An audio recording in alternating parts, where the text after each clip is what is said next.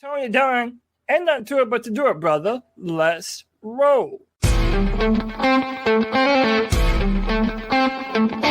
a world where Carolina Panthers fans have an insatiable thirst for Panthers news and opinions, only one podcast roars ferociously. It's the C3 Panthers Podcast.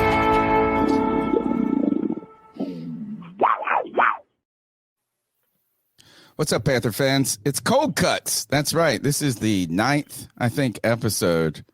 Ninth time we've done Cold Cuts, where the Carolina Panthers cut the roster. It's ice cold sometimes, folks. My grandma, she says cold cuts are that gabagool, though. But the Cold Cuts today, we're cutting from about 80 down to 53. And there were some surprises there. This was the cut day of Smiths.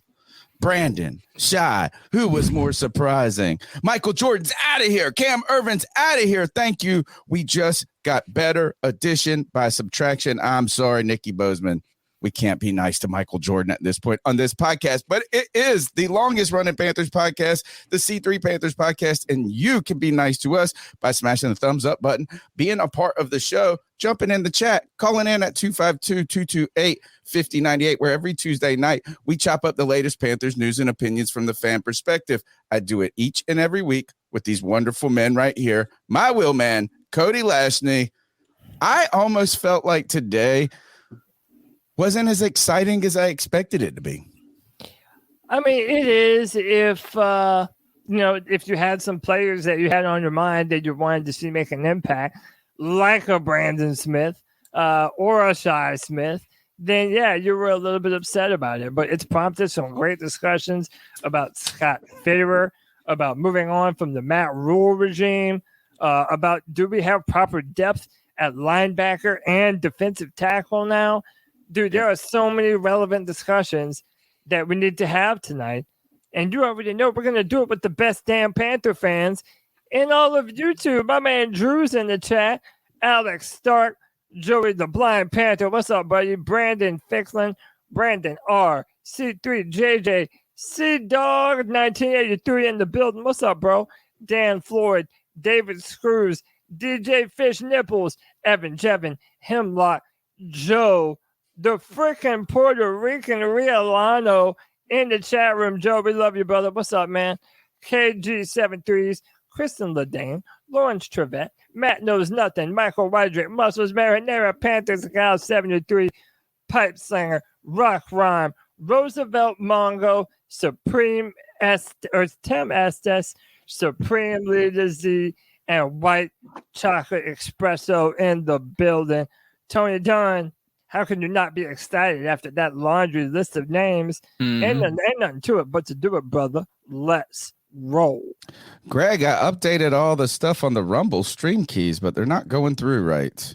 Maybe because I set it up for tomorrow.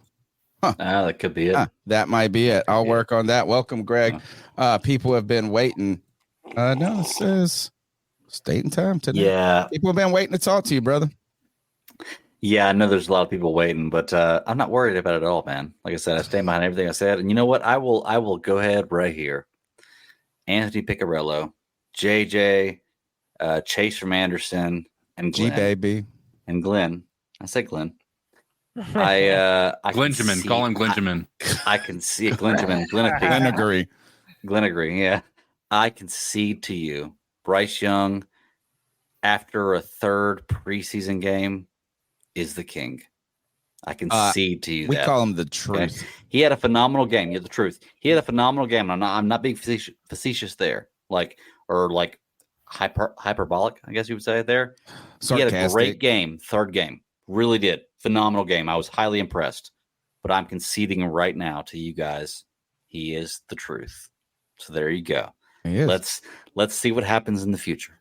Okay, I'm ready to say he is as a rookie, the most, and if pick any other quarterback that the Carolina Panthers have had who have had little experience in their first year, I would say he's the most advanced in the way that he plays the quarterback position. Cam Newton was the most electric. for sure. Right. I think you're right, though. I don't disagree with that. I think that's a very fair assessment. So, yeah, we got that. But there are, again, the roster is a big deal. And CK, there were some surprise moves when it came to the defensive line. And it started with McCall last week, and it just continued. Man, we went young. These guys are young. The backup defensive tackles have zero experience, but they're young and hungry. And you know them D tackles can eat, bro. They're big boys. They can eat. So we're going to be looking at this position group by position group. Were you just refreshing Twitter all day today, CK? Yeah, I mean, I was trying to, but it was towards the end of my work day. So I just saw some of the big names, some of the surprises, some of the people we all were hoping. Honestly, there were some prize cuts, but not because we didn't want them cut, but because we thought there's no way they're getting cut. You know, we saw Cam Irving get cut. We saw Michael Jordan get cut. These guys that seems like they've been able to survive through every possible Sam regime. Tecklenburg. Right. I feel like he's been on this team for like 10 years, dude. I'm so happy that all those names are out the door, man. Listen, so and here's the thing is I want to be somewhat respectful because these guys lost their jobs, right? I don't. You know, I'm happy that our team looks like it's better, right? And that we can focus on being a better team, and you know, hopefully developing the guys that we do have on the team. However, I wish those guys the best of luck. I hope they can go on and you know, still have long careers and you know, do what they need to do to try to support their families and give themselves that generational wealth that everybody's striving for at this point in time. However, I'm certainly not upset that they're not a Panther anymore. I'm tired of them doing it on our dime or David Tepper's dime. On our dime. We spend all our hard money on this crap. Not just our money, like they're doing it on our mental investments, right? Like the money our mental investments. So not necessarily money, but mentally, we've invested a lot into this squad, into this team. True. And so emotionally. Yeah. So they're not wasting physical money outside of the team not being great, but they are unfortunately causing us to, you know, and after that first game, like think about that first preseason game, how much they made us doubt our squad. Michael Jordan stolen enough of the league's heart and soul and money from us. Cam Irvin has gotten his opportunity to get generational wealth. Now, I'm actually kind of interested that they. I find it a little surprising that they did go through with all of that. Like they didn't keep one of those guys because they're worried about the depth. They're worried about the injuries. Austin Corbett got put on the PUP list. And I also was surprised that all the tight end group made it. So we got that. We got a lot more to talk about. We've got the NFL news. Jonathan Taylor continues to be the focus. He is now on the PUP list as he was unable to acquire his trade. Bradley Roby, my guy who I wanted the year we drafted. We did the first draft party, guys. The first draft party was the Kelvin Benjamin year. So Bradley Roby was drafted the same year that Kelvin Benjamin was. He was my draft crush. I had two draft crushes that year, Bradley Roby and Allen Robinson. And we got Funchess and the next year, we got Fat Benjamin. We got the All About Them Benjamins, which strangely Benjamin put up crazy numbers in Carolina for historic. Yeah. And then he had a decent, you know, I mean, Cam just always fed him the ball, it felt like. So, well, he was a big target and he was very good at contested catches. He just was not a good separator on his routes. And so, or a worker of like practice, a worker in the fitness room. Anyway, we've got a ton to talk about. We'll be going position group by position group, cut by cut. We want to let you guys know what this team is looking like and what they need to do, because right now it does not feel like the Carolina Panthers are outright done. I think they are surveying the landscape. We heard Dan Morgan so specifically talk last week about how excited he was for this moment and how they were going to go and really start looking for, you know, ways to continue to bolster their role. So just because these guys are on the team does not mean that they're safe. And I've got a crazy take that maybe a quarterback could be on the move. And maybe that quarterback isn't Matt Corral. We'll see. Andy Dalton. I wonder, is he going to be the guy we trade in month one. Who knows? I somehow doubt it. All right. I've got a theory. We'll talk about it. The number's 252-228-5098. That's 252-228-5098. I want to remind you guys, we're sponsored by Caldera Lab. Go to calderalab.com/C3. If you want to look good, feel good, man, we don't take care of ourselves enough. This is a twice-a-day skin regimen in multiple steps, from a facial cleanse to facial lotion. At night, you get the serum. And I tell you, you can immediately feel your skin getting fresher, tighter. It takes care. It's like combating the deep, what are these things? Wrinkles that we get in frustration as we've been frowning at that offensive line for the last 10 years, right? Look at that. I got to fight those. And what I'm going to do, I'm going to fight it with a twice-a-day regimen of top-end skincare products from calderalab.com/C3, where you get 20% off your first order. And I'm telling you, I've been using these things for 2 weeks. It's probably the healthiest my skin has ever or been in my adult life, because, again, barbarian, I barely, just moving and shaking. Sometimes you got to take care of yourselves, guys. My wife, she takes care of herself. She's beautiful. My wife is beautiful. She always looks great. She never walks out the door looking funky. I walk out, I'm like, good God, it looks like somebody just stumbled into life. But man, when I take care of myself, I look good, I feel good.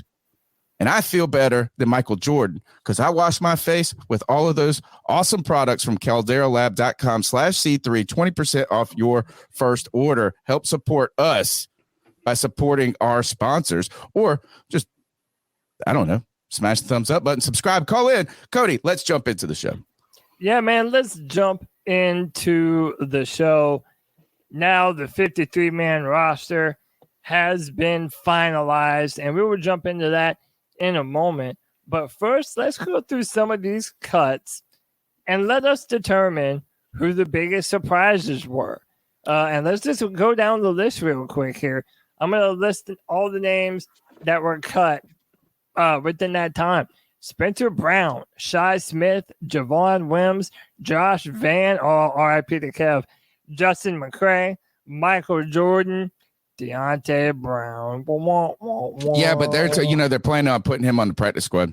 Yeah, I did hear that. Sam Tecklenburg, J.D. Dorenzo, Raekwon Williams, Kobe Jones, Iku Leota, Jordan Thomas, Deion Jones, Brandon Smith, Ace Ely, Eric Rowe, that was G-Baby's guy, Keith Taylor, Stanley Thomas Oliver, Herb Miller, Matt McClain, Mark Milton, Greg Mabin, Cam Irving, and Taylor Stallworth. Now, boys, if you don't mind, I'm going to jump in here first, because to me, there are two moves specifically that lack a ton of common sense.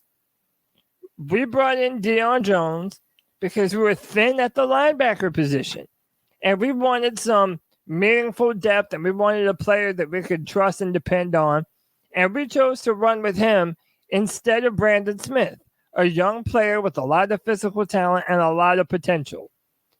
And now we ended up cutting both of them in one afternoon.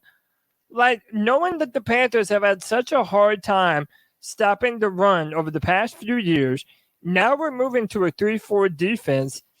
Why am I supposed to expect that we're going to be any better stopping the run this year? It seems as though our linebacker depth and our defensive tackle depth at the moment is kind of painfully underserviced, leading a lot of people to believe that maybe we might still make some moves right there.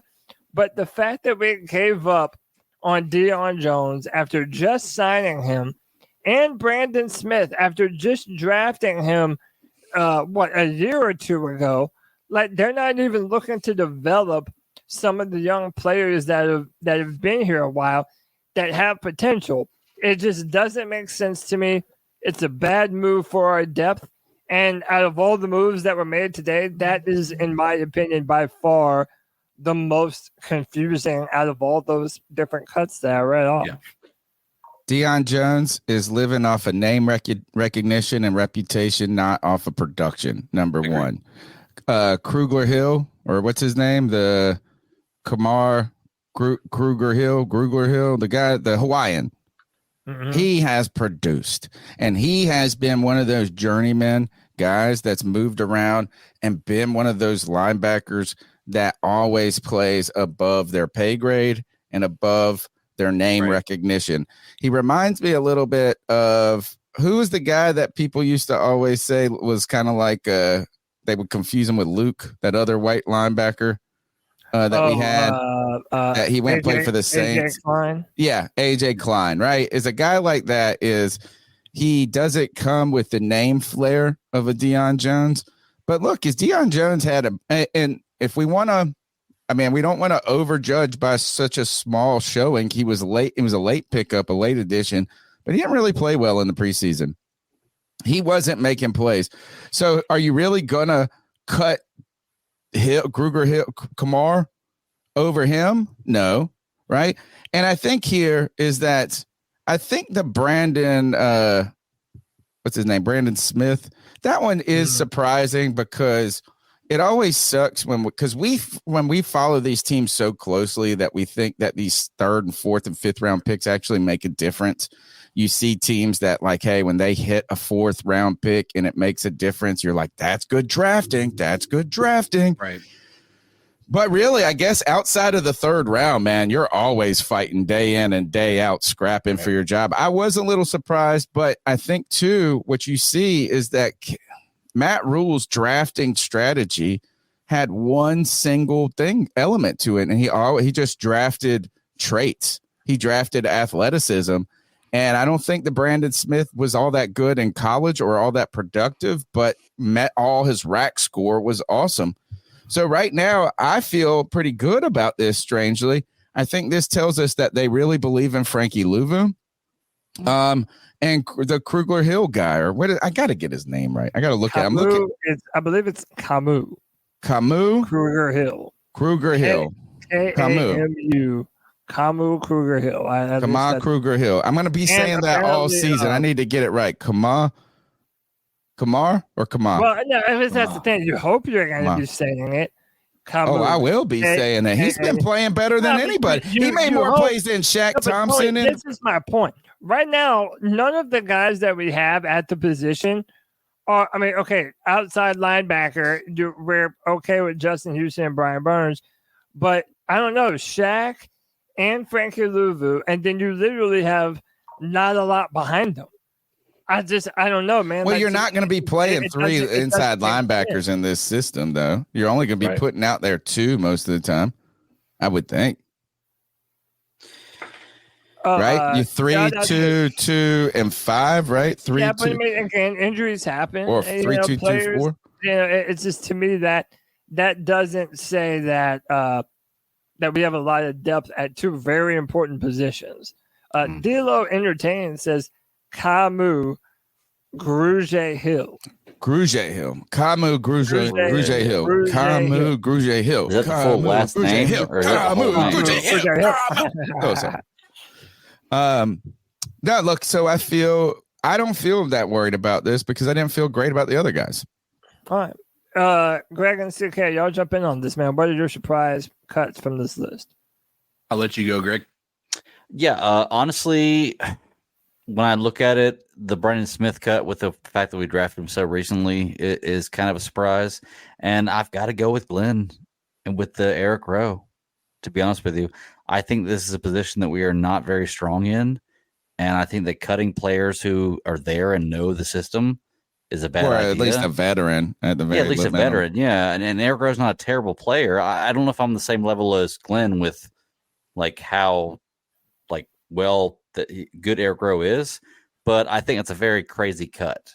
Like you're telling me there's somebody on the team better than him in the depth chart. That Bradley Roby's about to be added. I don't maybe. We'll see. Well, maybe they're making room for him. I don't know. Maybe, but I got to go with or that. Or they just don't love those guys. Rowe is the guy that got just embarrassed on that big play. CK, the one. What was it where they like walked backwards into the end zone after throwing it 40 yards? That was on Eric Rowe. That was the Daniel Jones one, right? Plays. Yeah. But no. Listen, I think that I'm surprised by 2 names on here, and I think Rowe can be a part of this because I know he's safety. But our two cornerbacks, Keith Taylor and Stanley Thomas Oliver. I'm not saying they were world beaters, but when we have a very who was the first one? Keith Taylor and Stanley Thomas Oliver. Both of these were interesting to me because we have cornerbacks that have question marks around their ability to stay on the field, right? And the hope is that that's not going to be an issue this year, right?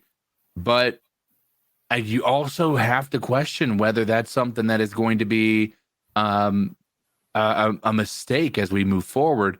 And there's still some moves to be made, right? We have a pretty high, unless we've actually taken anybody off of waivers, which I don't think we have. We're like at the top of the waiver list or in the front of the pack, right? Right. We have a lot of options potentially to be able to go and get somebody, but man, I don't know, man. It just seems odd because it feels like our cornerback depth is already weak as can be, and to take those pieces off the board, it just seems a bit odd to me. I like this. At first, I didn't think Bradley Roby was going to be the fit, but as you continue to see this fill out, you don't want, if you are going to have those injury problems or the concerns of injury problems at outside corner, you do want to have some depth of guys that have been there and done that before. Now, Bradley Roby has historically been a nickel corner, and I know that we're going to really be trying to play Jeremy Chin a lot at that spot. Jeremy Chin is going to do great against the bigger body guys, but the smaller, shiftier guys that are in the slot, he might have a little bit more trouble with. I wonder if a guy like Bradley Roby brings the veteran presence in enough to where he could fill in on the outside temporarily if needed. And in fact, that's kind of what I thought Eric Rowe is a guy that had experience playing safety, outside corner, inside, the versatility. That was a big deal. Look, Keith Taylor, was he drafted last year or the year before? The year before. Year before. So this was going to be his third season? Yeah. Yeah. Okay. But Hey, and Thomas Oliver, a lot of people have always talked well about him, but what I think this coaching staff said, and here's a name that I think helps us see this, is Raekwon Williams was a little surprising to me because he played, I'm pretty sure he was the one that played, let me check the defensive line, because there were two Williams. Yeah, he played, Deshaun Williams is the other one. So we had two Williams. But, we went young and thin, or young in the defensive tackle group. So I feel like one thing that this team made a statement by cutting maybe Shi Smith, maybe Keith Taylor, maybe Brandon Smith is like, we just don't really have, if you're not making significant or noteworthy strides to get better each year, Stanley Thomas Oliver, and we're just living on the hope of potential, let's just cut bait and move on. But that question also brings into, the concern. Everybody in the chat is also talking about it. I think one of the biggest surprises is the people that are on this list, but an entire position group that is not. And that is the tight ends. Like, we've been living on the potential. Two of them are getting cut. We thought three at least were, to be honest with you. I mean, because when you look at, they've been living off the potential of these guys for a minute. The only person that's pretty much guaranteed a roster spot, I think, is going to be Hayden Hurst. And so now we have five. Well, we paid Ian Thomas. Well, all right. So what do you make of this? We've already Do paid you Ian think that Thomas. echoes how important tight end is going to be in this offense? Or are we thinking that maybe if the Panthers are going to make another move here soon, that one of these extra tight ends, that's the easier cut to make? I think this is going to be, and Greg, my apologies. I mean, I was just saying, I think that this is going to be they know that if they cut any of these guys off of the team, they're going to be picked up off the waiver, right? Who? Any of these tight ends. They're going, any tight end that we have on the pick team. them up? Listen, this is a tight end hungry league right now. Like, they're gonna try and take the potential of these guys and hope that they can pull it out, right? Especially somebody like Ian Thomas, who has the ability to block well. Ricci, who clearly looked like he was running back 2 in this league based on that preseason game. We're tight into. And Steven Sullivan, is he still on the team? Because if he is, he has a lot of potential too, right? So why don't we look at this roster? Well, because we have Greg. Go ahead. Hold Greg, on. Yeah, before we get too far away from it, I want to add 2 comments there. One, I want to go back to the cornerback thing. If we sign Eric Rowe, this is a 53-man cut. Like, who do we cut if we sign Eric Rowe? Because No, you mean one of the guys on Bradley this team Roby? is already cut. Bradley Roby. We just cut Eric Rowe. You I'm mean sorry, Bradley yeah. Roby? Yeah. Roby, No, we got you. You were talking about Roby. We got you. Roby, yeah. Who do we we're gonna cut if we sign Roby? Well, it's this group. It's Steven Sullivan, it's Ian Thomas, or it's Tommy Trimble. Yeah. Or Ricci. I mean, look, is Panax said, by the way, Panax, check out, he's got a YouTube channel. He's a musician. You guys need to check his stuff out. These guys, none of their jobs were secure before this moment. So I think you're just kind of padding it right now, seeing like maybe you're onto something, CK, but who the heck are you going to trade here? Tommy Trimble? Right. Yeah. That's what I'm saying. Okay. Like, what do you give away for Roby? Like, what do you cut for Roby? And really you guys sucks. talking We have about not a tight end drafted coming well. in the free agency being cut. Right. This That's really another player. just shows who you're cutting for the tight end. So we're going to talk about that in a minute, but we're going to talk more about Fitterer because all of this has prompted a discussion about Scott. But I wanted to just kind of go over real quick the 53-man roster. Again, I'll just kind of go through the names here. DJ Chark, Terrace Marshall, Jonathan Mingo, LaVisca Chenault, our brand new wide receiver, and we're going to talk about that trade in a minute. Amir Smith, Marset, Adam Thielen, Derek Wright, Hayden Hurst, Giovanni Ricci, that's Muscles Marineris guy, Stephen Sullivan, Ian Thomas, Tommy Trimble, Ikem Ekwonu, Ricky Lee, which is a name I'm not too familiar with, Taylor Moton, Vaughn Bell, Jeremy Chin, Sam Franklin Jr., Jamie Robinson, and Xavier Woods, Raheem Blackshear, Chuba Hubbard, Miles Sanders, Matt Corral still here. That's another interesting one that we should discuss. Yeah. Andy Dalton, Bryce Young, Johnny Hecker, Amari Barno, Brian Burns, Detor Gross-Matos, Marquise Haynes, Justin Houston, DJ Johnson, JJ Jansen, Camus, Cruz Hill, Frankie Lulu, Shaq Thompson, Chandler Wooten. By the way, Chandler Wooten is another name at linebacker that people have been very impressed with and have been saying his name amongst Hill. Where was Chandler Wooten?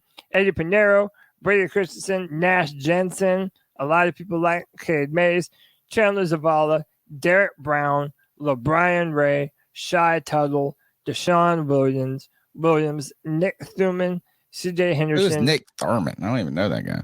Is a defensive end. Troy Hill, J.C. Horn, Dante Jackson, and Bradley Bozeman. That is your 53-man roster. Gentlemen, what are we thinking about this roster? There's two things that stand out to me right away. Column 1, top 2 position groups. We have 7 wide receivers and 5 tight ends. There's no way you can roster that many of both of those position groups together. It's going to just pull away so much from another part of the football team. So I think that's where our lead starts.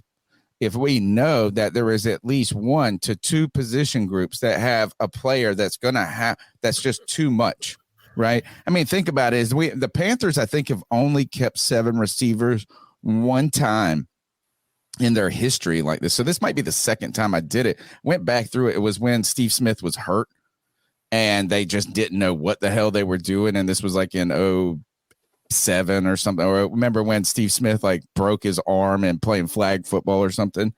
Or maybe it was in the preseason game. He broke his leg. I mean, he did something crazy. And all of a sudden they're like, holy shit, what are we going to do? I think we had that the dumb one from USC, Dwayne Jarrett that year. But look, you can't roster 7 receivers and 5 tight ends. So I want us to then look at the rest of the group. Where is the weak group somewhere else? It's got to be the offensive line. I think it's the offensive line, man. Yes. You only got 3 tackles. You've only got 1 center. I agree. I think the offensive line. Here's the thing with the tight ends for the wide receivers. I don't think you can cut any more people. Like you can't with the wide receivers. Yeah, dude. You don't. I think look at that list. Cut. Hold on. I'm on the Chenault cut. No. Train now. Look at that list. Look at that list and name the amount of them that have been hurt this preseason already. Well, yeah, Shark, Marshall, Chenault.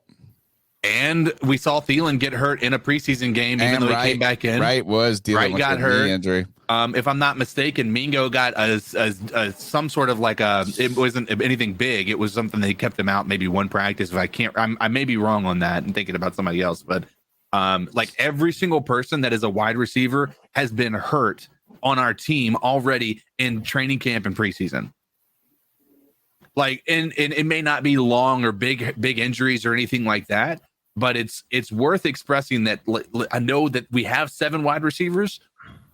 I don't know that you can cut any of them right now until you know that they can stay healthy. Like, you have too much. At least there's a mix and match option that can happen here. Like, if Mingo goes down, you have Terrace Marshall. If Thielen goes down, at least you have Shark, right? If something happens to somebody else, you have Chenault, right? Like, there's still that aspect of it. But if you start cutting any more of that, I don't think you have a lot of flexibility. Tight end has got to be a priority to be able to get that down to 3 tight ends. You cannot carry 5 tight ends into the regular season, especially 2 really bad ones.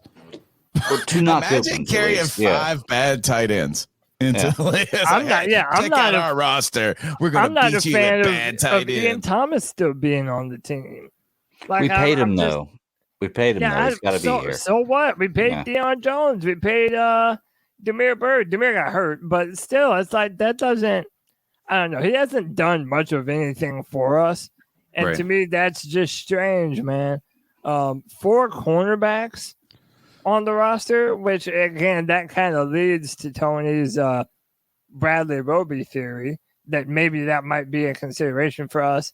And that Dante Jackson has had his fair share of injuries. Now, Dante is saying that he's prepared to be out there week 1. What about the offensive line, dude? Think about this. Is we just heard Austin Corbett, which we assumed. I was pretty confident this was how it was going to pan out, that he was going to be on IR, unless he was going to only need 1 more week, which I couldn't believe.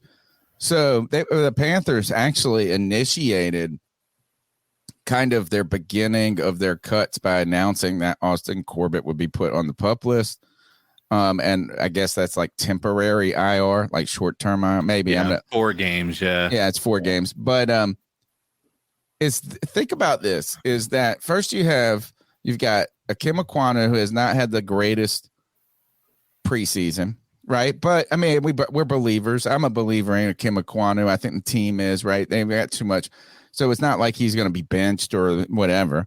But you've had Akim Aquanu, you got Taylor Moton. Just like those locking down there. You got people that don't believe in Brady Christensen, even though he's had arguably the best preseason out of all of the offensive linemen. By far the most consistent. But we've had real concerns on that offensive line. And they started with right guard. Zavala has played well or better each time we've seen him out there, but he's still a rookie. Don't you think this is this is risky at this point, saying this is we're going to rock with Brady Christensen, Chandler Zavala, and their backups are Nash Jensen and Cade Mays. And that's all we need. And Bradley Bozeman is the only guy. I guess Cade Mays is going to be our center. I just feel like it just is really dependent on people staying healthy.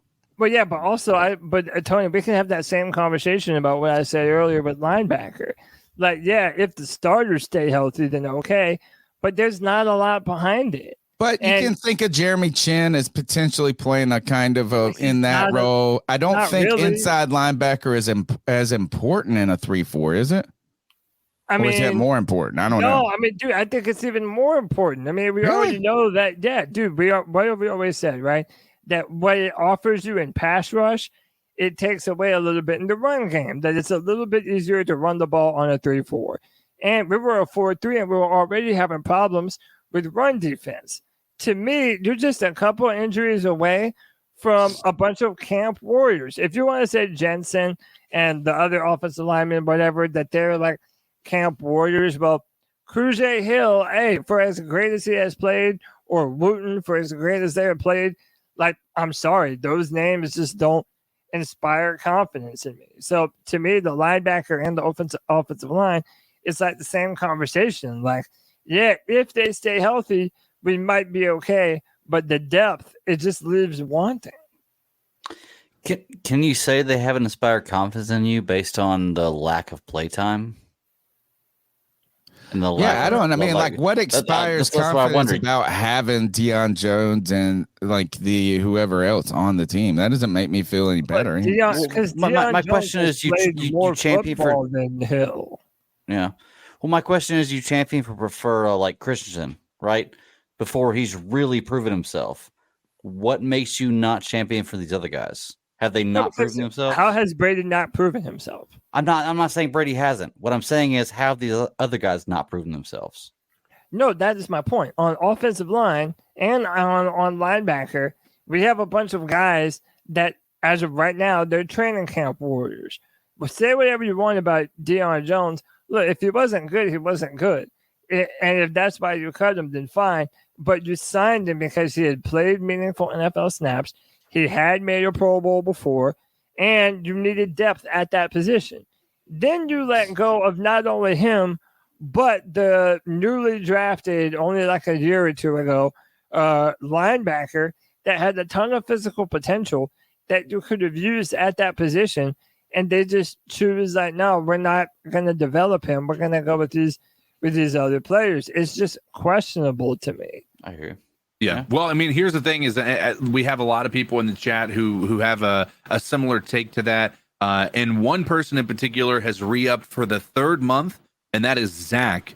And he wanted to say in his re-up message, he said they need to bring in corner and defensive line. Zach, thank you again for re-upping on that C3 super fan membership. It's only $1.99. Anybody in chat interested in doing so, it helps support the channel. It's only $1.99, gives you some cool little emotes that you can use, such as a wet blanket, which we'll probably be using a little bit later for yours, your stat daddy here. But I do appreciate that, Zach, and welcome back to your third month. And thank you guys for your support. The number is 252-228-5098. That's 252-228-5098. You know, the Carolina. All right. So if we look at this, I mean, all right. So if we're kind of if we're kind of trying to balance the theory. So the theory is that there's too many loaded at wide receiver and tight end and not enough guys at linebacker and offensive line. Period. Right. Is like it, and I don't know if it's guard. I don't know if it's center guard or whatever the hell you want to describe them as. But those usually we're talking about, we have 3 tackles, 3, 4, and 4 guards, 7. We've got 8 offensive linemen on this team. I feel like in many years past, we walked into the league with like 10 offensive linemen. You know, I don't know if it feels like it's always been heavier than that. So if CK is sort of right that this wide receiver group is too tenuous to, cut there first. I mean, the guy, the Derek Wright guy might be that cut that moves to a practice squad type of guy. Then that one of those tight end positions is going to need to fill or help us acquire a guard. And the question is, how do you do that? I don't know how we can cut Derek Wright, because I feel like every time we got our white receiver, bro, we're going to the Super Bowl. We got look, Ricky Pro, Super Bowl. We had Ricky Pro was on our team, Super Bowl. Brenton Burson. Was he really on that team? Yeah, bro. He played like a big deal. Like, that was the whole thing. It was Burson, Brown, and Ginn. It was like the law firm, they called it. No, that was 2017. He was on all the teams. We had Brown, Burson, Ginn. We had Kotchery, Funchess, but yeah, Burson was on the. Burson somehow stuck around this team for like 5 years. It's kind of like the Tecklenburg thing. Is I didn't know Tecklenburg was still on this team until he got cut today. Right. But I think that's another guy that I always heard Matt Rule talk about. It's like, oh, Sam Tecklenburg. I was like, man, shut the hell up. Shut up. And by the way, Matt Rule is back in the news. Oh, yeah. He's back in the news. It's going to be fun. We're going to. Hey, Charlotte Sports 1 with the $2 says, share these fools. 157 viewers, 18 likes. Appreciate you, bro. I don't know, man. Like, Jeez, that's shameful. but I don't know. 18 might- likes. That can't Sometimes be. It you have might to need to- refresh. Okay. Yeah, you got to refresh it, bro. I appreciate the sentiment, though. We're at 67 right now. But But still. definitely hit that. Definitely hit that like button. All right, so let's do this, right? Because we're having the conversation. Oh, before we move on, I do want to say this, guys. You know, one thing that we can do also to help the algorithm is to develop the comments after the video's over. Yes. Right? comment Like, section. so here's what I'm going to do. Now, Google or YouTube has a new feature where you can respond to comments in a short. So if you leave a comment and it's more than just like, hey, you know what I'm saying? Any type of comment, I'll give you a short response. How about that? Tony Dunn. You, the you better professor- not. You better not put that much because you might have to do 300 videos. You could say like, I will pick my favorite ones. No, you know what? We'll start with I'm doing all of them. Yeah. Let's see it. Punish me tomorrow, folks. Punish me in the comment section. I'm coming back at you. You can debate the professor right there. Do it. I'm even going to do it too. You're going to be replying to me too. I like that. Nice. I like All right, that. let's rock. So yeah, man, let's just jump back into this conversation. But the Panthers made another move today, and if this tells you anything about our wide receiver depth and what the Panthers thought about it, the Panthers announced that they traded for Chiefs wide receiver / returner Emir Smith-Marset. It's a swap for conditional 2025 7th rounder. So the Panthers receive Emir Smith-Marset, and the Chiefs receive a conditional 2025 7 and a round pick swap. No, so this is misleading, Cody, is that we didn't give them that we swapped our 7th rounders. We didn't even it wasn't like so we took our 7th, we traded. Oh, that's the swap. So we didn't so we didn't give anything away. We just moved back in the 7th. It tells you what the Chiefs believe we're going to be this year, which is bad. Yeah, they or believe that he's going to be important to the team because the condition I think is him actually making the roster. Well, I think that's where the conditional part is that if he plays, then you could turn into something more. Yeah. Right. But my point being is like their belief, and the reason they did this is because they believe that they're going to be having a higher 7th round, like they're going to be picking later in the 7th round than we will be. Right. So their belief is that which they have the right to believe that, by the way. They're one of the best teams in the NFL, if not the best team in the NFL. But it's when you have if they're just swapping 7th and giving us a player, their belief is that our 7th is going to be more valuable than their 7th. Yeah, but who cares at that point? I really don't care about our 7th. I'm excited about this player, though. Emir Smith-Marset. This guy is a badass. And here's a fun part about this is that Adam Thielen was important in the Carolina Panthers making this move that they inquired because Adam Thielen is a Minnesota graduate. And I think that either Smith-Marset either went to Iowa or but like somehow. No, they both played in Minnesota. Okay, so he's Minnesota. So they asked, so Adam Thielen had watched him in college and then also watched him, kind of followed him in the preseason, and he had made some big plays for the Kansas City Chiefs. But here's where I really love this pick right here. This guy is the Big Ten, all-time Big Ten, I think that it is, return guy or something like the most yards or something to that effect. So what I like about this is that we never have had any faith in our return game, our punt returns, our kickoff. In fact, it's something, to be honest, I've thought about on this show that we have been irresponsible in not talking about. Right? It's like we haven't talked about who our punt returners are, who our kickoff returners are. And to be honest, it's because I don't know who they are. I truly don't. Is I thought, man, Blackshear. Okay, maybe Blackshear's getting some work. You thought Shi Smith might be getting some work. This right here probably was because they were hoping that Damiere Byrd was going to contribute at some of these things.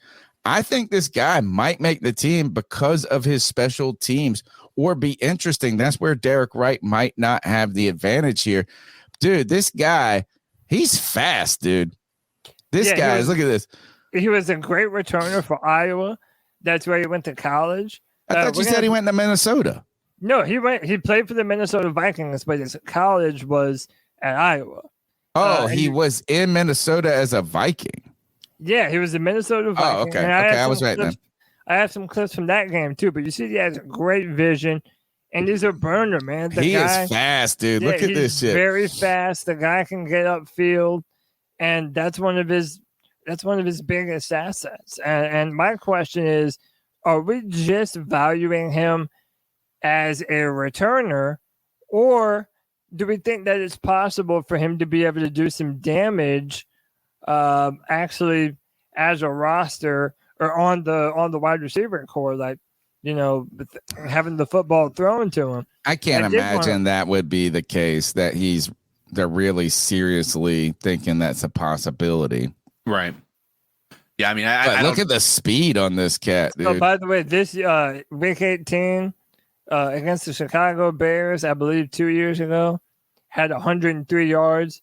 And you see the man, he could run away. I mean, he had to turn around for that ball, but he tracks the football well. He can get upfield fast. And this is a problem that everybody was complaining about due to clips of our final preseason game, that a lot of our receivers were blanketed. Now, missing DJ Chark, missing Terrace Marshall. But you see, man, the guy's nimble. He can move around. He can make some plays.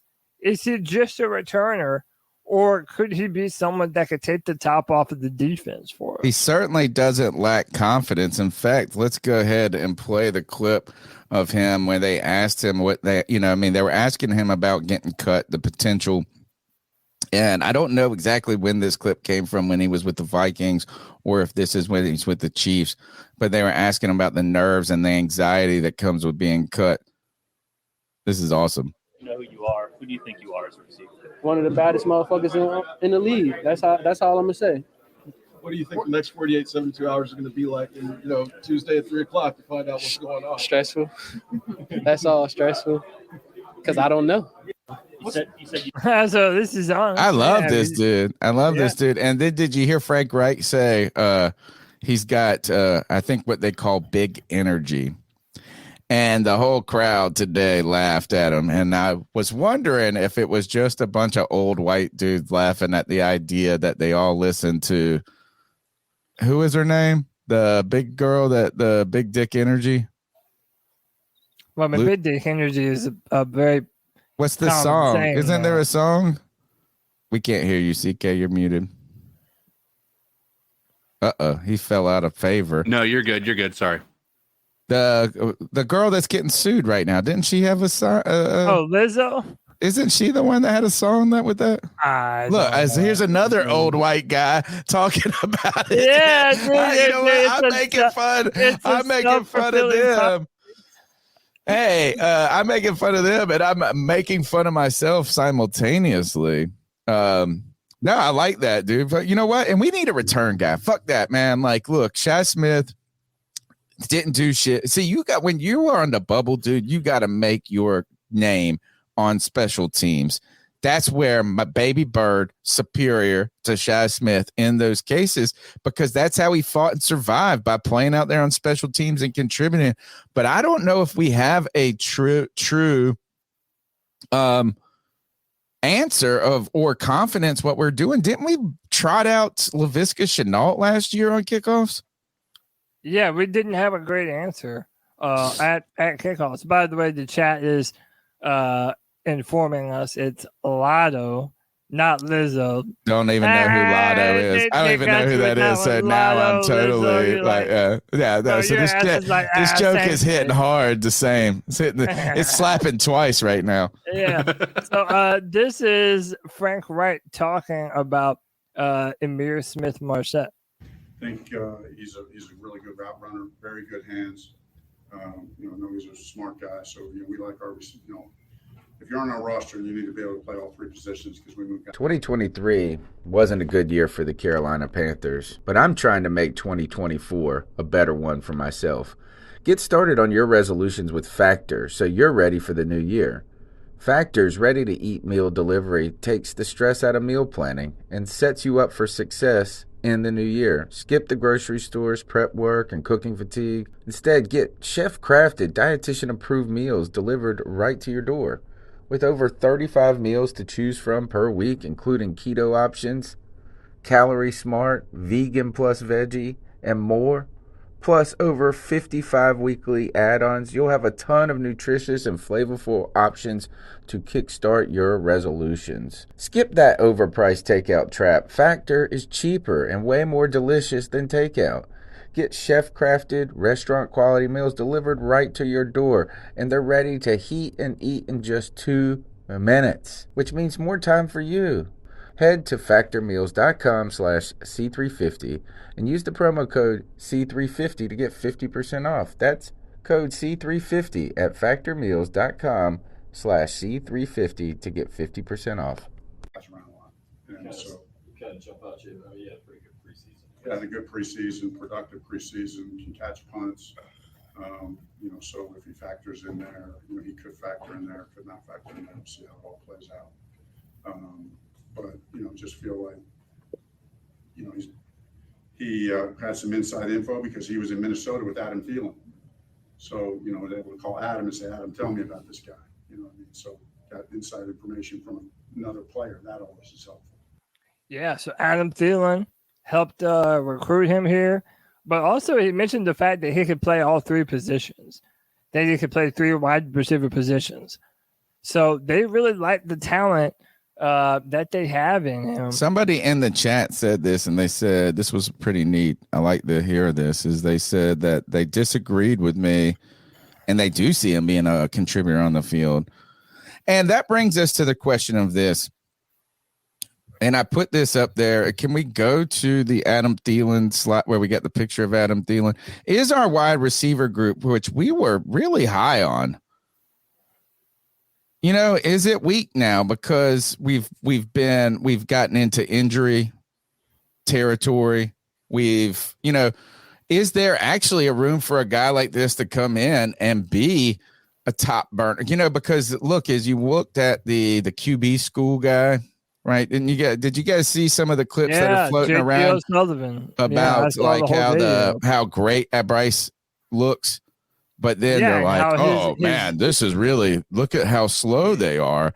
And they also, I saw a stat too, that Thielen and Shark, for some chip technology, were the least, like in the 150s in separation last year. I don't know, I never heard of this chip technology tracking, where they put in their shoe, where they fucking put it. Not heard of this, but I saw this tweet and it was just like, all right, I don't expect Adam Thielen to be getting a bunch of separation. He's our possession receiver. I did go, what the fuck? Shark is runs a 4.3, dude. How's he not getting separation? That's what pissed me off, is that whenever it went viral, and it wasn't just him, there was a bunch of people that made clips talking about how the Panthers have a wide receiver problem. And literally 2 of our best speedsters in DJ Chark and Terrace Marshall Jr. are not on the field. So again, I don't think we can bank on Terrace Marshall Jr. at all, though. Now, I just had an entire conversation in the Twitter Spaces. Nobody thinks that they can bank on DJ Chark either. So that's sad. Again, I was so pumped that Shark was going to blow up. We're going to be, and he still might. And this is what I've been telling everybody: it's not time to panic yet. If we're going to do it, minor injuries at the wide receiver position, I would rather deal with them early in the year as opposed to later. Right. Let them get healthy. They're on track to be there versus Atlanta. Let's see what it looks like when we're at full power. We didn't see the defense with Brandon Smith and Justin Houston, and we've barely seen this offense with DJ Chark and Terrace Marshall Jr. really out there running how they're supposed to. So I'm not freaking out about this yet. This is the one area that I don't think the Panthers could have done anything different than what they did. I wanted to sign DeAndre Hopkins, but maybe we should go trade for Devontae Adams, dude. KG73 says Shark gets jammed up at the line a lot. What's up, Kev? And Patty Grimes says Shark was hurt most of the year for the Lions, so I wonder if that contributes to the numbers and the separation statistics or something, smaller sample set or something to that effect. But there were a lot of people that were complaining over, was it the second preseason game that like he was just blanketed? And they were like, man, and I know he had played a little, but we said, oh, where was DJ Shark? We saw him in game 1, but I don't think he had one catch in preseason game 2, but people were calling that out. We'll have to watch and anticipate or look to see, can DJ Shark, and look, DJ Shark's playing for money, bro, this year. And I always saw him Shark. I need to call him Chark. His name is Chark. Yeah, I call him Shark. I call it Shark. It's French. Chark. It's French. It's Shark. Yeah. Chark. Camus Gruger Hill. Camus Gruger Hill. Gruger Hill. Camus. It sounds like a cheese. Yeah, dude, there's a French theme going on. It's all like kind of French. We've got shark on the menu, shark meat and Gruger cheese. Realistically, never put cheese with fish, by the way. What are we supposed to think about the receivers? Like, and that's, I already kind of made my point. I don't feel that the Panthers could have done anything more. We could have signed DeAndre Hopkins. We didn't even have to trade for him. He didn't want to play for, or we didn't court him enough. Man, he wanted to play for money, homie. That's what he put. He signed up for money. He didn't go to say, "Oh, I want to go play with Ryan Tannehill." Fucking Malik Willis is out there probably going to win the damn. Well, no, I won't say win the job. Well, he also went to Kyler Murray. Kyler Murray had ups and downs. He had said publicly he didn't want to start off fresh with another rookie quarterback under center. And I understand. I also think he overblew it a little bit. And knowing that Bryce is already looking like a polished veteran, like imagine DeAndre Hopkins in this offense. Like that would be the final. Or how about Devontae Adams in this offense, homie? But guess what? We don't have a first round pick next year, so we're not going to be able to trade for Devontae. But Adams. now that they got rid of $9 billion. Now that the Raiders got rid of Darren Waller, that's the only real weapon that they had. They're not. And your boy Michael Mayer. Yeah, but they just drafted him. Yeah. Michael Wydrick says he asked if Rajon Wright played a single snap this preseason. If he didn't, I'm pissed about that. I saw some people talking about this and that they were like, potentially we just got too hopeful on Rajon Wright because of his connection, like because you had a personal connection with him because of what was that show he was on where he was with that dude, the Last Chance U? Yeah. Right. So like, him, you have an investment with that player. That's a great question though, is like, how much did these guys actually play? Because we didn't get to see, I felt like it was like, Cam Peoples didn't even get a chance to play until the final game. And we saw why. Yeah. Coughed it up on saying, but he did have a touchdown. No, he didn't. Yeah. He didn't. His foot hit the pylon. That was a touchdown, dude. That was not a touchdown. Yes, he let go of the ball. Oh, he did? Is that what happened? That was the one that he fumbled into the end zone. And then started he actually fumbled it? He fumbled into the end zone. It was a touchback. I turned it off when I saw his foot hit. Man, as soon as they touch the pylon, it's a touchdown. You don't the ball has to touch the pylon. He dropped the ball. Oh, the ball has to cross the plane. Wow. I didn't know because it was at the end of the game, wasn't it? Yeah, it was like towards it was and then we jumped over from the 5-day free for all to and I was like, and then I turned it, and I know they were reviewing it, but he fumbled it. Cam had the worst possible game you could have in that game. Yeah, jeez. All right, he's a good rapper though, guys. I wanted to bring this up because I feel like this conversation, we're not done having it, but it does need to be had because Fitterer, especially given the Matt Rule situation, has kind of been given a pass by a large majority of the fan base, like looking at the positives rather than some of the negatives that come along with it. But I feel that this is something that we do need to touch on and to reevaluate here. So another thing that was made abundantly clear today is that they are moving on from any Matt Rule draft picks that were still on the roster. Troy Pride, Robinson, Bravion Roy, Davion Nixon, Thomas Fletcher, Hoskins, Smith, Barnes, Deontay, Brown, Shi Smith, Thomas Oliver, Keith Taylor, and everyone will say, Matt Rule's boy is out of here. That guy sucks. But pardon me if I'm wrong.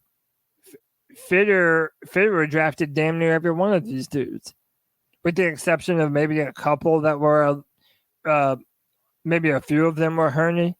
Right. But over, Fitterer now I think these are all. has a bunch of busts to his name.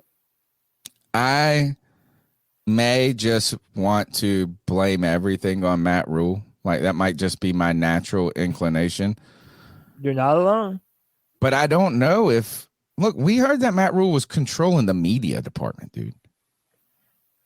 Like, Yeah, you but don't think his fingerprints are over this list? We No saw. doubt. You don't think the Thomas No doubt. Fletcher, But the that's my Brandon question. Smith, the I think Bravion Roy example in that, and so yes, is that the real question?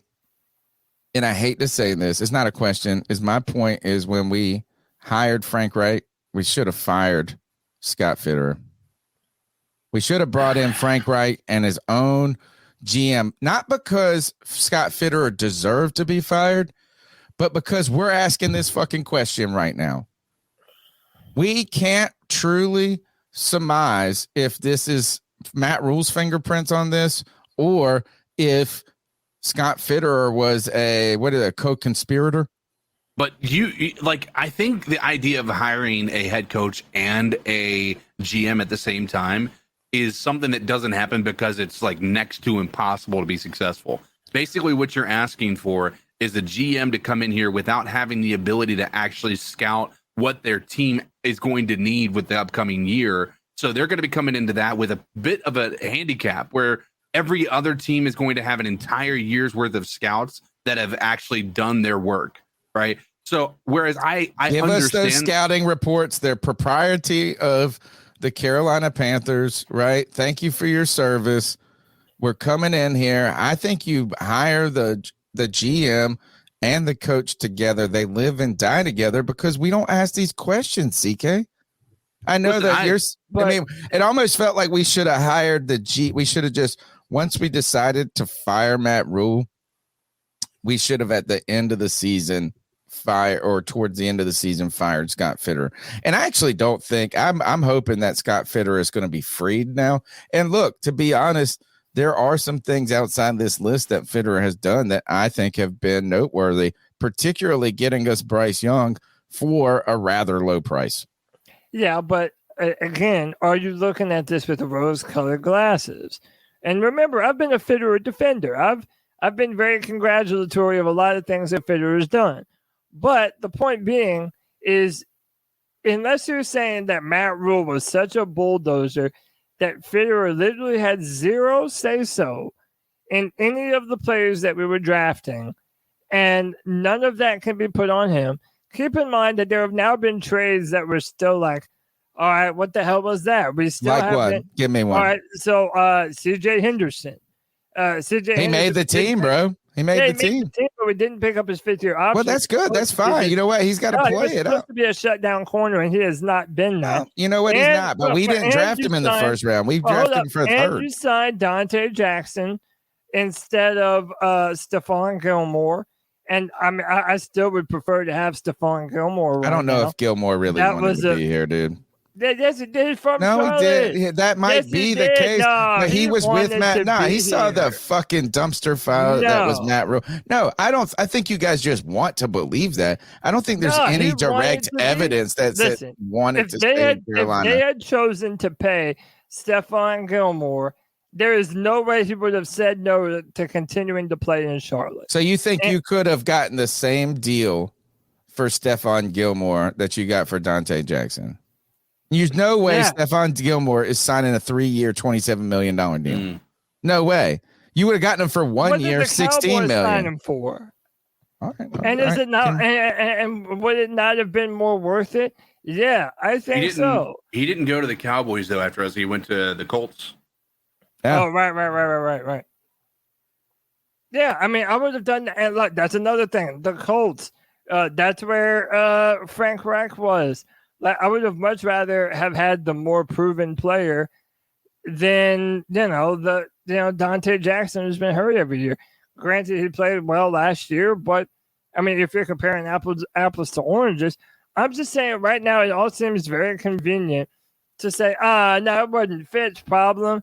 Fitt didn't do that.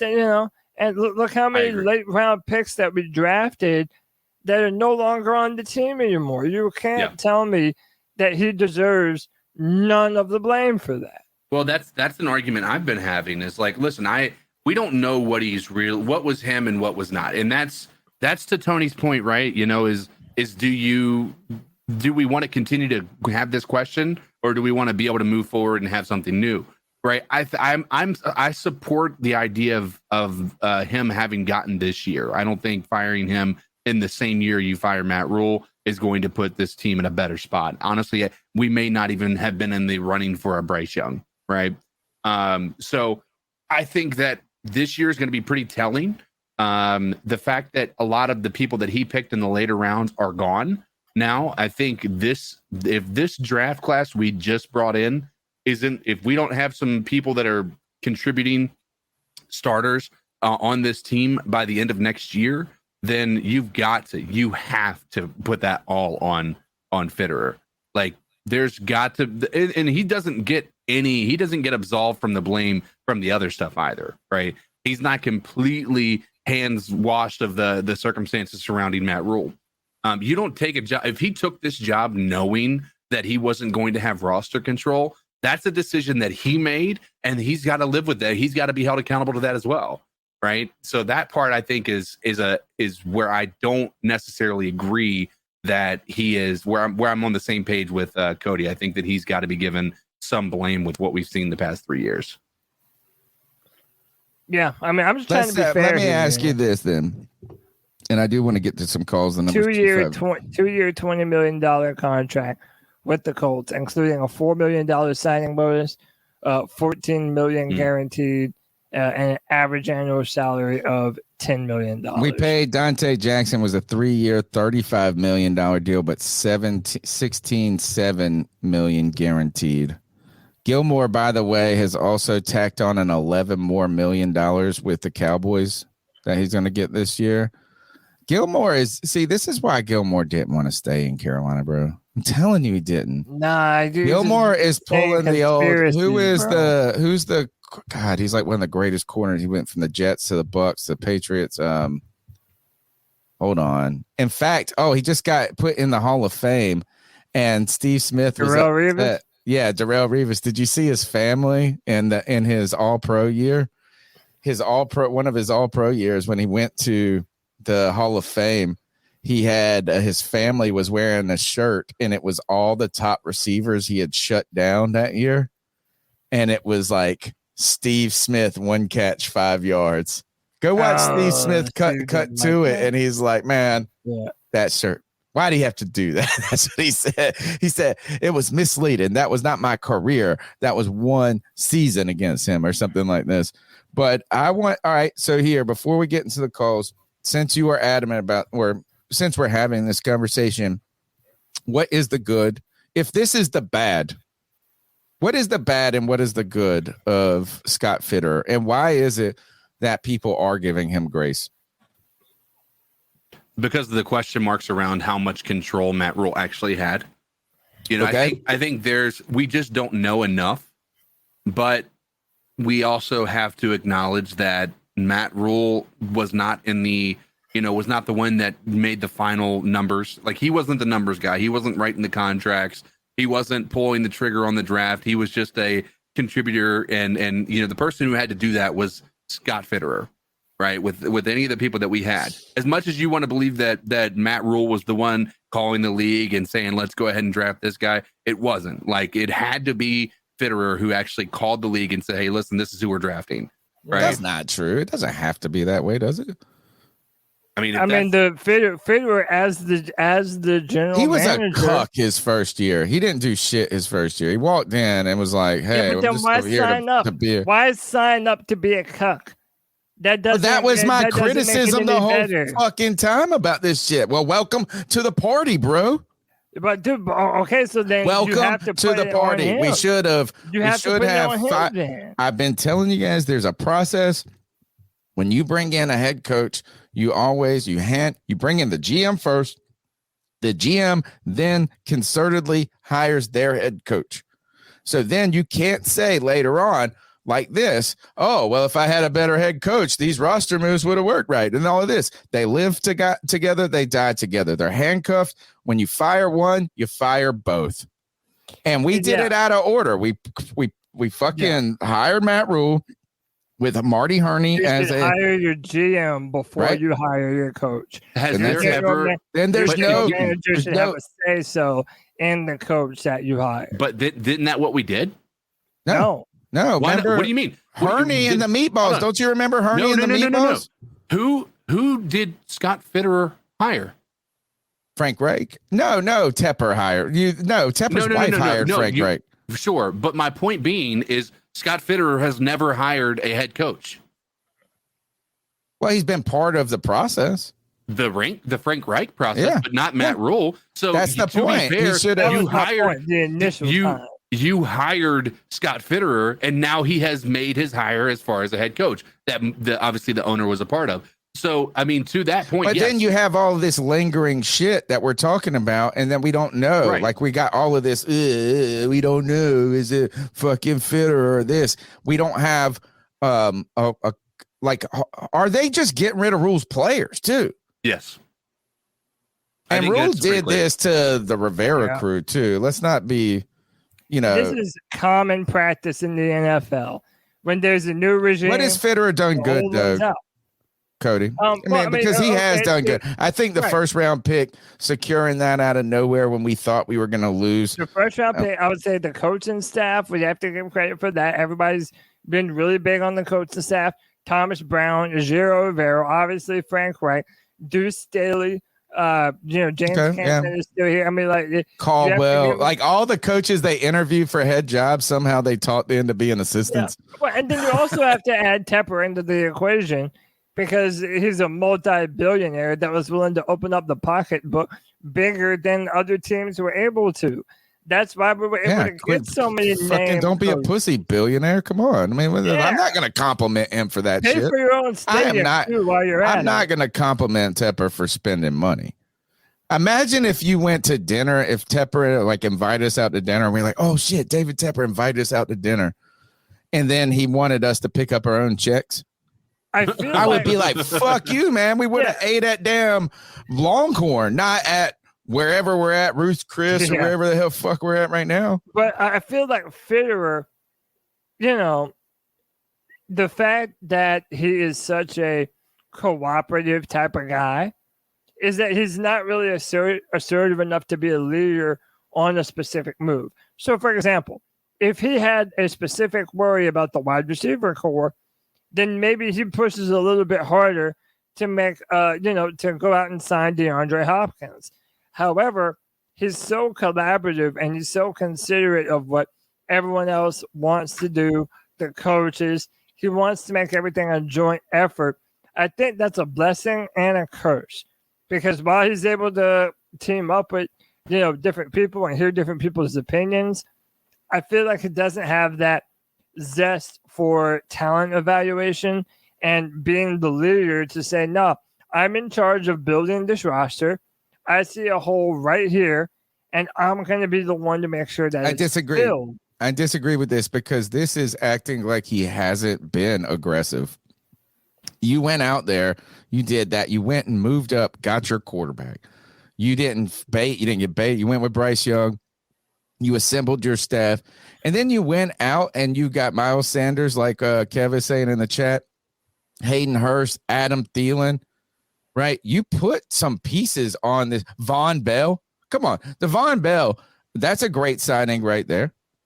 Right, it's like if anything, you know what? Is that three? You know what? 2 months ago, you wouldn't have been saying this. What group has he failed us at? Justin Houston, you got it at the end. I don't know if it's going to work. If anything, it's like this. I think maybe our expectations of this season are to win nowish. They all look good at the time, until we see them happen. So yeah, Right. I'm hoping that Von Bell is incredible this year. I'm He's hoping been- that yeah. all the players that you mentioned are incredible. But we were very complimentary of the CJ Henderson trade when it happened because of where he was drafted, because it was a No, talented player. because it has not because worked out. JC Horn got hurt. That was a desperation move that didn't cost anything. It cost Dude, we something. just cut a 4th round pick. So you're trying to tell me trading a 3rd round pick for a guy who's played 3 seasons for you is not like you didn't get your money's worth? I mean, we Like have not just been, because maybe you. Most CJ people Henderson has not lived up to the expectations that you draft nerds set at the beginning doesn't mean that that's a bad trade. No, he also Dan failed to Arnold, live what the up fuck to has he basic- done? He got No, he cut from the failed- Jaguars. No, CJ Henderson has failed to live up to basic expectations. He Man, has well not then you looked- know he what? has Your head not coach looked don't great. know what he's talking about because he said he's looked great this preseason. Yeah, so far this preseason, I'm talking about the time. I think that we're he has too hard on actually CJ. played. I think we're way too hard on CJ. I do think you this mean? is first season. I think his first CJ season they got just threw him cooked. in there into a fucking desperate group of people, and said good luck to you. I think that again that you come with the stigma of where you were drafted at. And I think this is like, it turns out that CJ Henderson was just overdrafted. That's it. He's just overdrafted. If he was a 3rd round pick and he's playing like this, you wouldn't fucking be like that.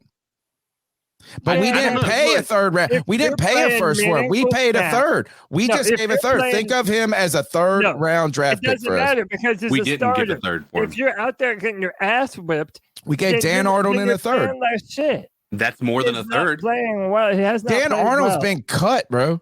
Dan Arnold ain't even on a team. Sure, but my point being, We is could you go gave him get more Dan than a 3rd. Arnold right now for But- $1 and a bag But of chips. here's the thing: if CJ Henderson plays the way that he plays right now, right? He's a starter on this team, and he plays the way he has this year or the past 2 years. He's not good enough to be on a roster. He's not a starter on this team right now. Is He's- he? No, Who- he's a backup. yes. It's No, Dante no, and he's- it's corner 1 is JC Horn, corner 2 is Dante. yeah. And then you don't start 3 corners in the game. We're going to play 2 safeties, Von Bell. We're going to play Xavier Woods. We're going to have Jeremy Chin starting. We're going to have, think of the 11 on defense. All right, so let's go. We'll start. We'll go Derek Brown, Tuttle, and who's the 3rd Burns. big boy? No, you're going to put on the Burns is going to be standing up, right? So you're going to have Derek Brown and Tuttle potentially, right? Brian Burns and Justin Houston. That's 4. Then you say this, you could say, who's 5? We'll do Frankie Louvu. We'll do Shaq Thompson, right? That's 6. We've got 5 more players to go. Jeremy Chin, Xavier Woods, Von Bell, JC Horn, and Dante Jackson. So then DJ if- Henderson's a backup. If you all right, then that goes even worse against Fitterer. Why? If Why? CJ You needed Henderson's a corner backup- then? You needed No. a corner at that. We didn't have he was JC not Horn went trading- down, dude. No, you're not trading for a player that's just a temporary fix. We were That 3-0 was a at first that round point. pick. No, we thought we were No, 3-0 at that point. no, JC you're Horn got trying to hurt, and they say- thought that this is that if we don't address this position group, we could squander this moment. Do you not remember that? We started but they 3-0 also with Sam thought they Darnold. had another JC shutdown Horn breaks corner. his foot, Tell- and we go, They oh, thought they thought they had another shutdown corner on the opposite No. side of JC Horn. no, it was Yes, a they did. desperation That's what he sign. was- No. That's what he was drafted by the Jaguars to do. He has But not we lived didn't up to draft him to do that, homie. All right. He Here's was a first round pick. here's But the we other one. didn't draft. It doesn't matter. You're Yes, it trading for a does. first round pick. All right. But so if we here's- traded for Trey Lance right now, would you go, oh, fuck it, a first round pick? Zach Wilson, oh, he's a first round pick. No, the people that drafted him got a first round pick.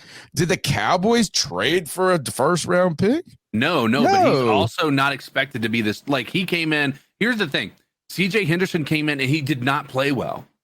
Like, that's the bottom line. He did not He play came in well. on week 4. He came from Urban Meyer to the Panthers in the middle of the season. Do you believe he went from Urban Meyer? He went from Urban Meyer to Matt Rule. Tony, did you believe C.J. Henderson has played well at cornerback in the past 2 years? Because he's had 2 years on this team. No, but you know what? Nobody's played well on this team in the last 2 years. So tell me who has played well on this team. No, it's not. Tell me who has played well on this team. CJ, CJ Henderson has been a liability. Brian Burns, Derek Brown, DJ. First of all, people were all shitting on Derek Brown until last year. Let's not hear that. No, we have been a shitty team for these. So no, you can't be like that. I mean, what I'm saying is this: do I think CJ Henderson is ideal? No, but as a back, you can't say, "Oh, you think that's a bad, Tony, it's a stain." No, let's go back to where we're really going back to. Is CJ Henderson a significant stain on Scott Fitterer's record? That's what you said. I don't think he's a significant stain on Scott Fitterer's resume. Okay, what about for him to be a backup, Tony? If you're saying that he's a backup, then yes, that is a failed trade.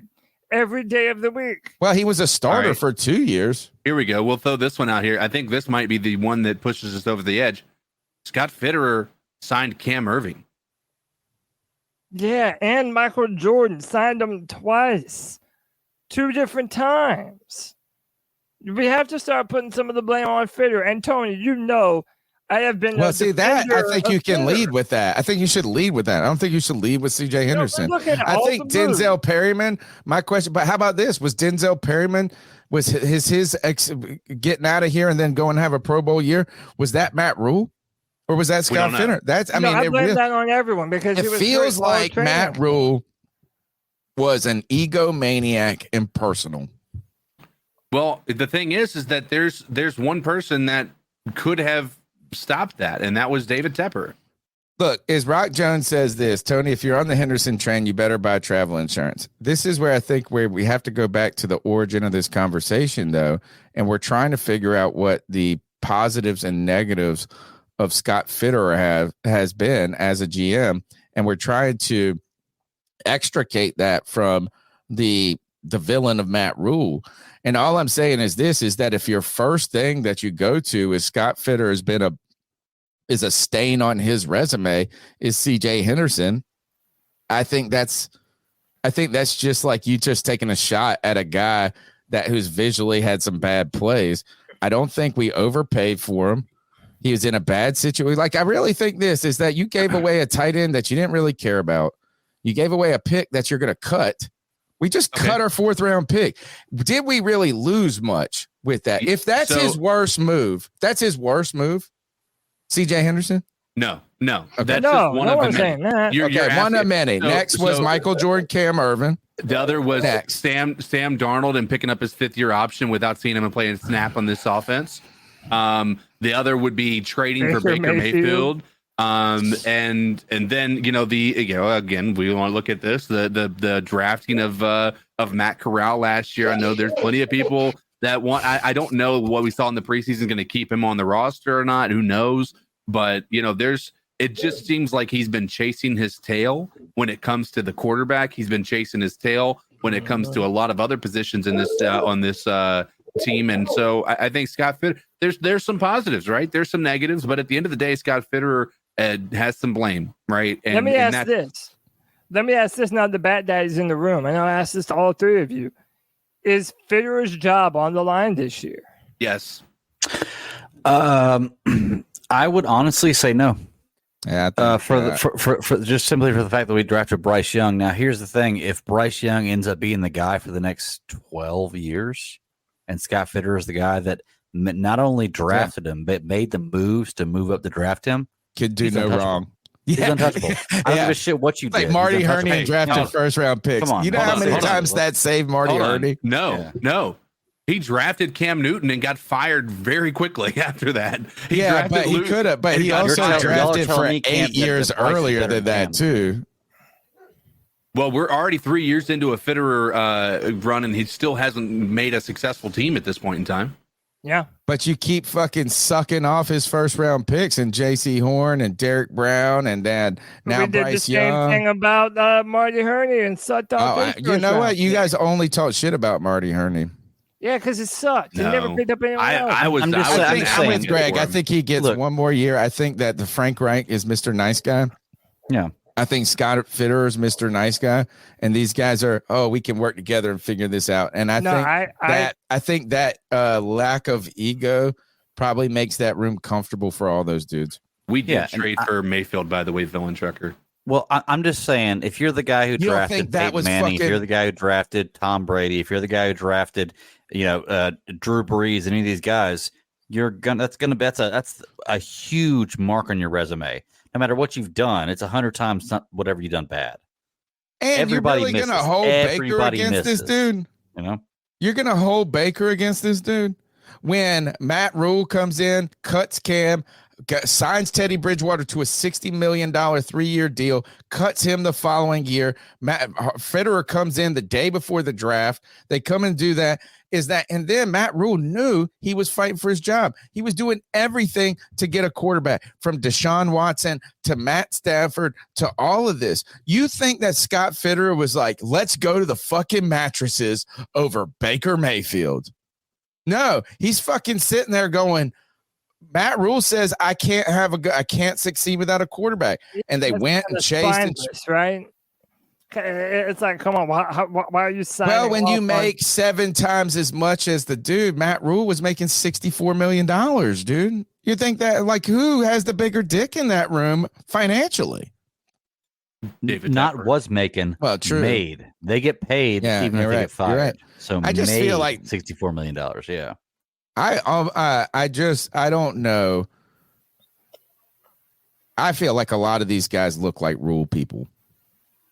Sure. I mean, we saw it with how many Temple players there were, and there was definitely nepotism. Frankly, Louisville was from Temple. But Tony, but I think where the disconnect is you're saying that because they're Rule people, that extends the grace period that we're to give Fitterer, even though he has his names on all of those players that we're mentioning. I feel like I can say that since I said we should have fired him last year. I call for all these motherfuckers to be fired. This is my opinion. I think Fitterer, if we do not have a good year this year, I think Fitterer is probably out the door. And you know what? I think he gets one more year. And you know what? I think the general manager is probably already there, and his name is Dan Morgan. And I've been calling that name forever. I don't know. I think that's nostalgia. I think so. I've too, decided that's nostalgia. I wanted it, but did you hear him talk? It wasn't like he was like, I agree all with you, he has ever done is move up and up and up. And now to the point where they're having press conferences where Dan Morgan is at the table. Or maybe he's just trailing. Maybe he's just trailing Scott Fitterer because he was in Seattle and now he's in Carolina. No, he's just riding. Leader, man. He's played linebacker in the NFL. By the way, white chocolate. Oh, don't worry. We know. White chocolate. Shut the fuck up. White chocolate with the 199 says Bryce, Mingo, and Zavala, all rookies that are starting. I mean, you drafted them high enough, and they should. So that's one thing. Listen, there are a list of good things and bad things that you can say about Fitterer. The only thing I'm saying is that this leeway grace period where everything that was ever done was Matt Rule, and now Fitterer can have none of the blame because he's made a few moves that we really agreed with.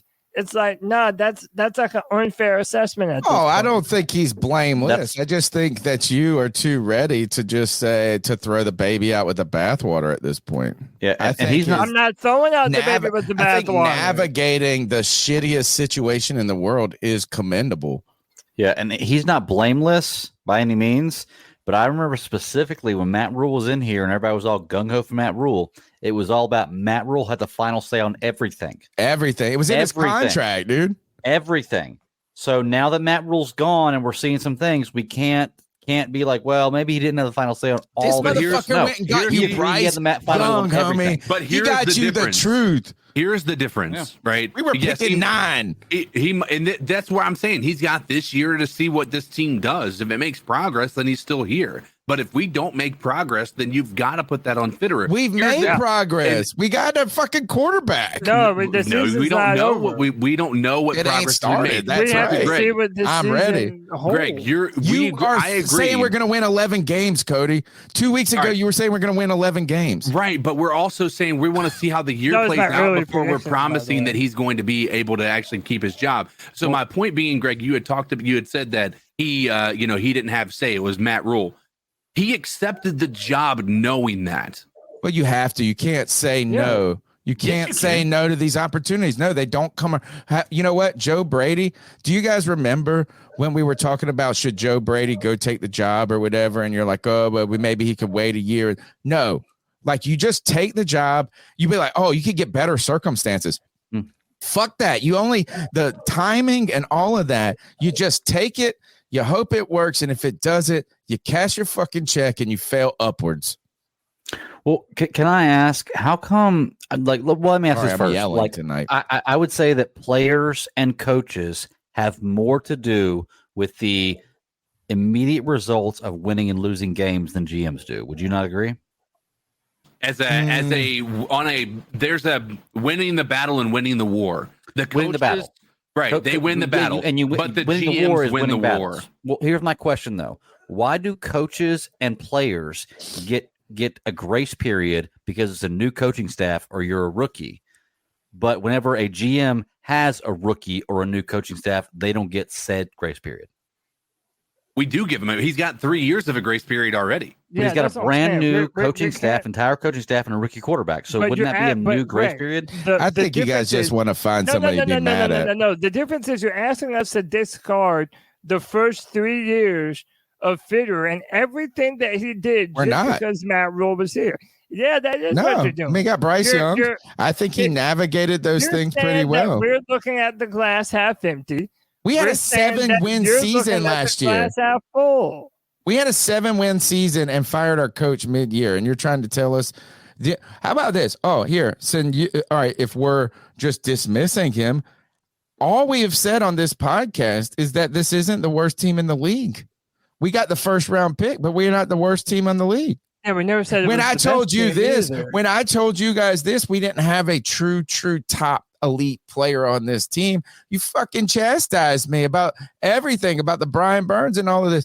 No, you're trying to now say that this squad isn't built well. No, that is not what I'm trying. That is literally not what me or are saying. Well, then, what has he done wrong then? We haven't. We said that he hasn't got a track record of success, and this is his year to prove it. And if he doesn't prove it this year, there are bad moves that you can attribute to him.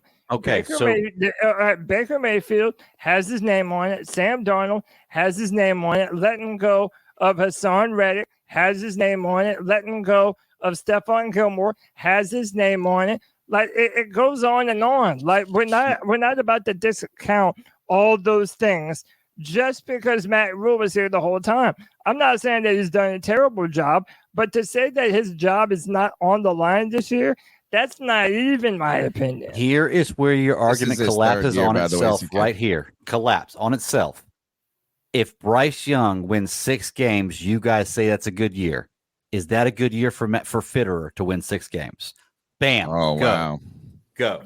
Well, everybody's fired, Greg. If we win 6 games, everybody's fired. A terrible GM and a fantastic quarterback the GM drafted. So what happens? If we win 6 games and Bryce Young looks great, what does it say for Fitterer? Well, listen, it's a great that you said that because Jay Thomas donated $4.99. It says, where do you guys set the bar on an acceptable season? 500? 7 games. That's my number. I can make an argument where I can come on this podcast after a 7-win season and say there's a future for this team. Under 7, I'm getting nervous. I'm with Greg on this one. I want 8 or 9. Yeah. No, I mean 8 or 9. I think we walk out of here and say that's a great year. If we go 500, if we go 9, if we go 500, dude, we haven't gone 500 in 5 years. I need more wins than last Like- season. For what we gave up, I need more wins, not just one more Right. win. Okay. I need If we're more the wins same- than yeah. wins. No, than I last mean, season. so I'm okay with that, but that's where I think 7 we could make an argument for No, like, that's how hey, many wins we we don't had need last year. we don't need to blow up the whole team. You know what I'm saying? I think if we win 5 games this year, I'm questioning Frank Reich. I'm questioning the Scott Fitter. I'm questioning, and some of it's how you win 5 games. So if Bryce Young is out there playing hero ball and our defense is giving up 35 points a game, then I'm not going to be like everybody is going to be under the line of fire. But for me, I feel like if we get to 7, it's not ideal. I'm not saying it's ideal. I'm just saying I could make an argument that we can incrementally improve after that. I think if we get to 8, it's easier to make that. 9, we're heading in the right direction. 10, we're out of the fucking world. Right. But I think under 7, I'm nervous everywhere. I'm fucking shaking in my boots. But my question here is, if Bryce Young wins 6 games and he looks phenomenal in all 6 wins and even half the losses, we still only won 6 games. Well, that's fine. Then Scott we got our Fitterer quarterback still on the Fuck hot it. seat for Yes. y'all. Then If he we win is. 6 and Bryce Young looks great. Yes. Okay. Then he's Because on the hot Even seat. drafting Even- the truth. Even Well, with that, here's the thing. Actually, you might be right, Greg. You might be right. That's what I'm saying. No, he's It's not, such a hard because here's question. it's not, it's very, I think it's pretty basic. If Bryce Young looks great, then we failed everywhere else. You can't. Well, you know what? We'll can't- say this. No, you know what? We'll walk There's no out of way here and we'll Bryce say Young looks this. great We've and got you failed everywhere we've else. got You a cannot throw Brinks for 4,000 truck yards of- with garbage receivers. Sorry, You you can't do just, it. But you we just will said walk- that we Not would win possible. 6 games with only that. That Right. doesn't. No, he's Right. saying Bryce looks very good in the wins and even looks good in the losses, but we only get 6 wins. So Right. you walk out of the season disappointed about the win total. You walk out of the season though very optimistic about Bryce Young, much like you were with That's Cam what- Newton. That's what Anthony said too with the $5. He said the acceptable season is Bryce Young improves week to week. He also says Fitterer can suck his nutsack. Okay, But I also think that that's understandable. But I'm on Greg's team on this one.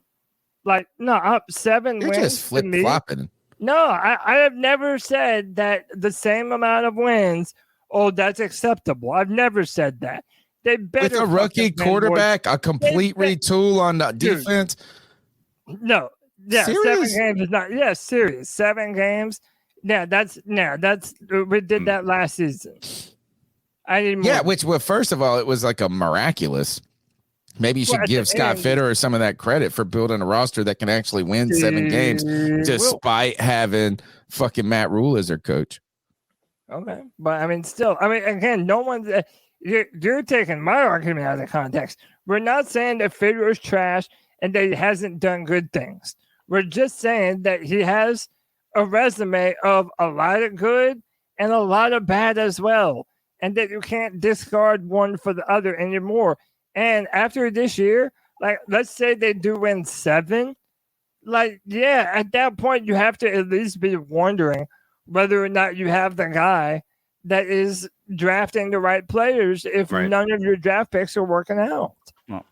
Let's take some calls. The number's 252-228-5098. We need you guys to get in on this conversation. How much of where are the fingerprints? Who's the number one suspect in these problems that the Carolina Panthers face?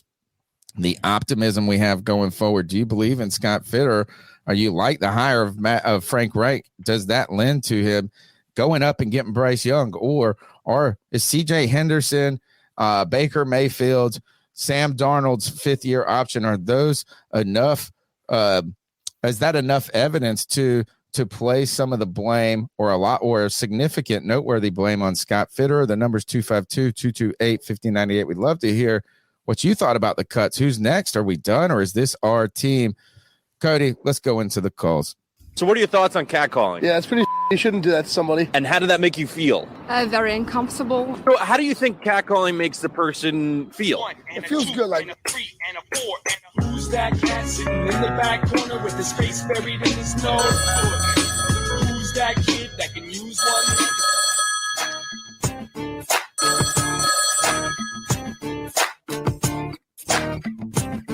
Bro, I don't wanna go and give up all these draft picks to get a quarterback that when we already have a more physically capable quarterback on the roster with the stronger arm. Oh, here we go. Talking about. Just listen. Just pay attention. Okay. Just being the He's dipshit. taller. He ran for like 10 touchdowns in college, so he's mobile. Nah. Matt Corral's about to get his bum ass cut. Oh, this was from our posting. And Bryce, who is the GOAT, Tony, all right? And I'll just keep him the GOAT and him the GOAT only from now on when we speak on that. Yeah, you do give everybody the Keep GOAT on. tag.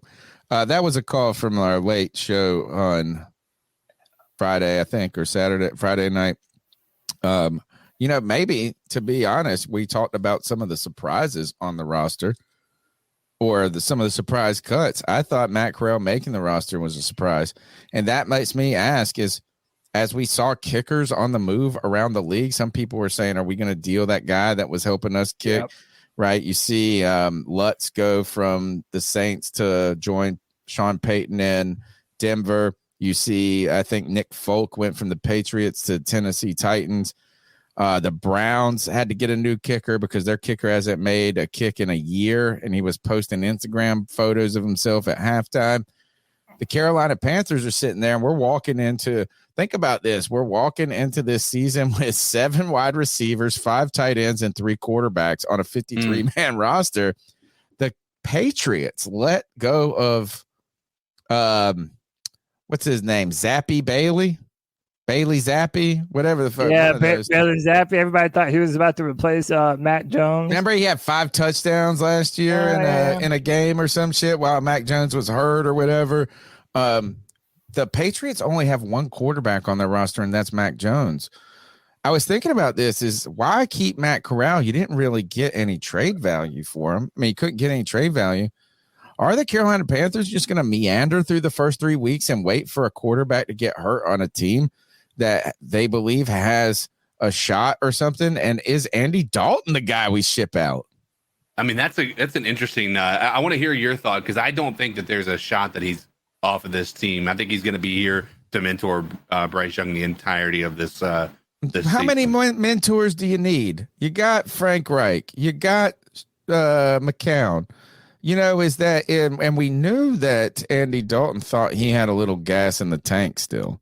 Right. We saw that from the Blueprint episodes where they convinced him to come here because ultimately I think it was because of the coaching staff and the McCown. And I think Andy Dalton probably is working his way towards being a quarterback's coach or something in the future. But do the Carolina Panthers, do they hold to that agreement? Is it wild to think that, look, is that Bryce Young, they think we look at him, we say he's far more advanced than we were even anybody in many ways expected. There's no way that Bryce Young is going to cede the job unless you just need a guy to come in there for 1 or 2 games. That's all Andy Dalton is going to help you with. If Bryce Young goes down to injury, it's tank, baby. It's tank. And about next year with all that salary cap and getting a pick potentially, which we don't have a first round, is the trade. Look, all I'm saying is this: Matt Corral has no trade value, and he's on our team.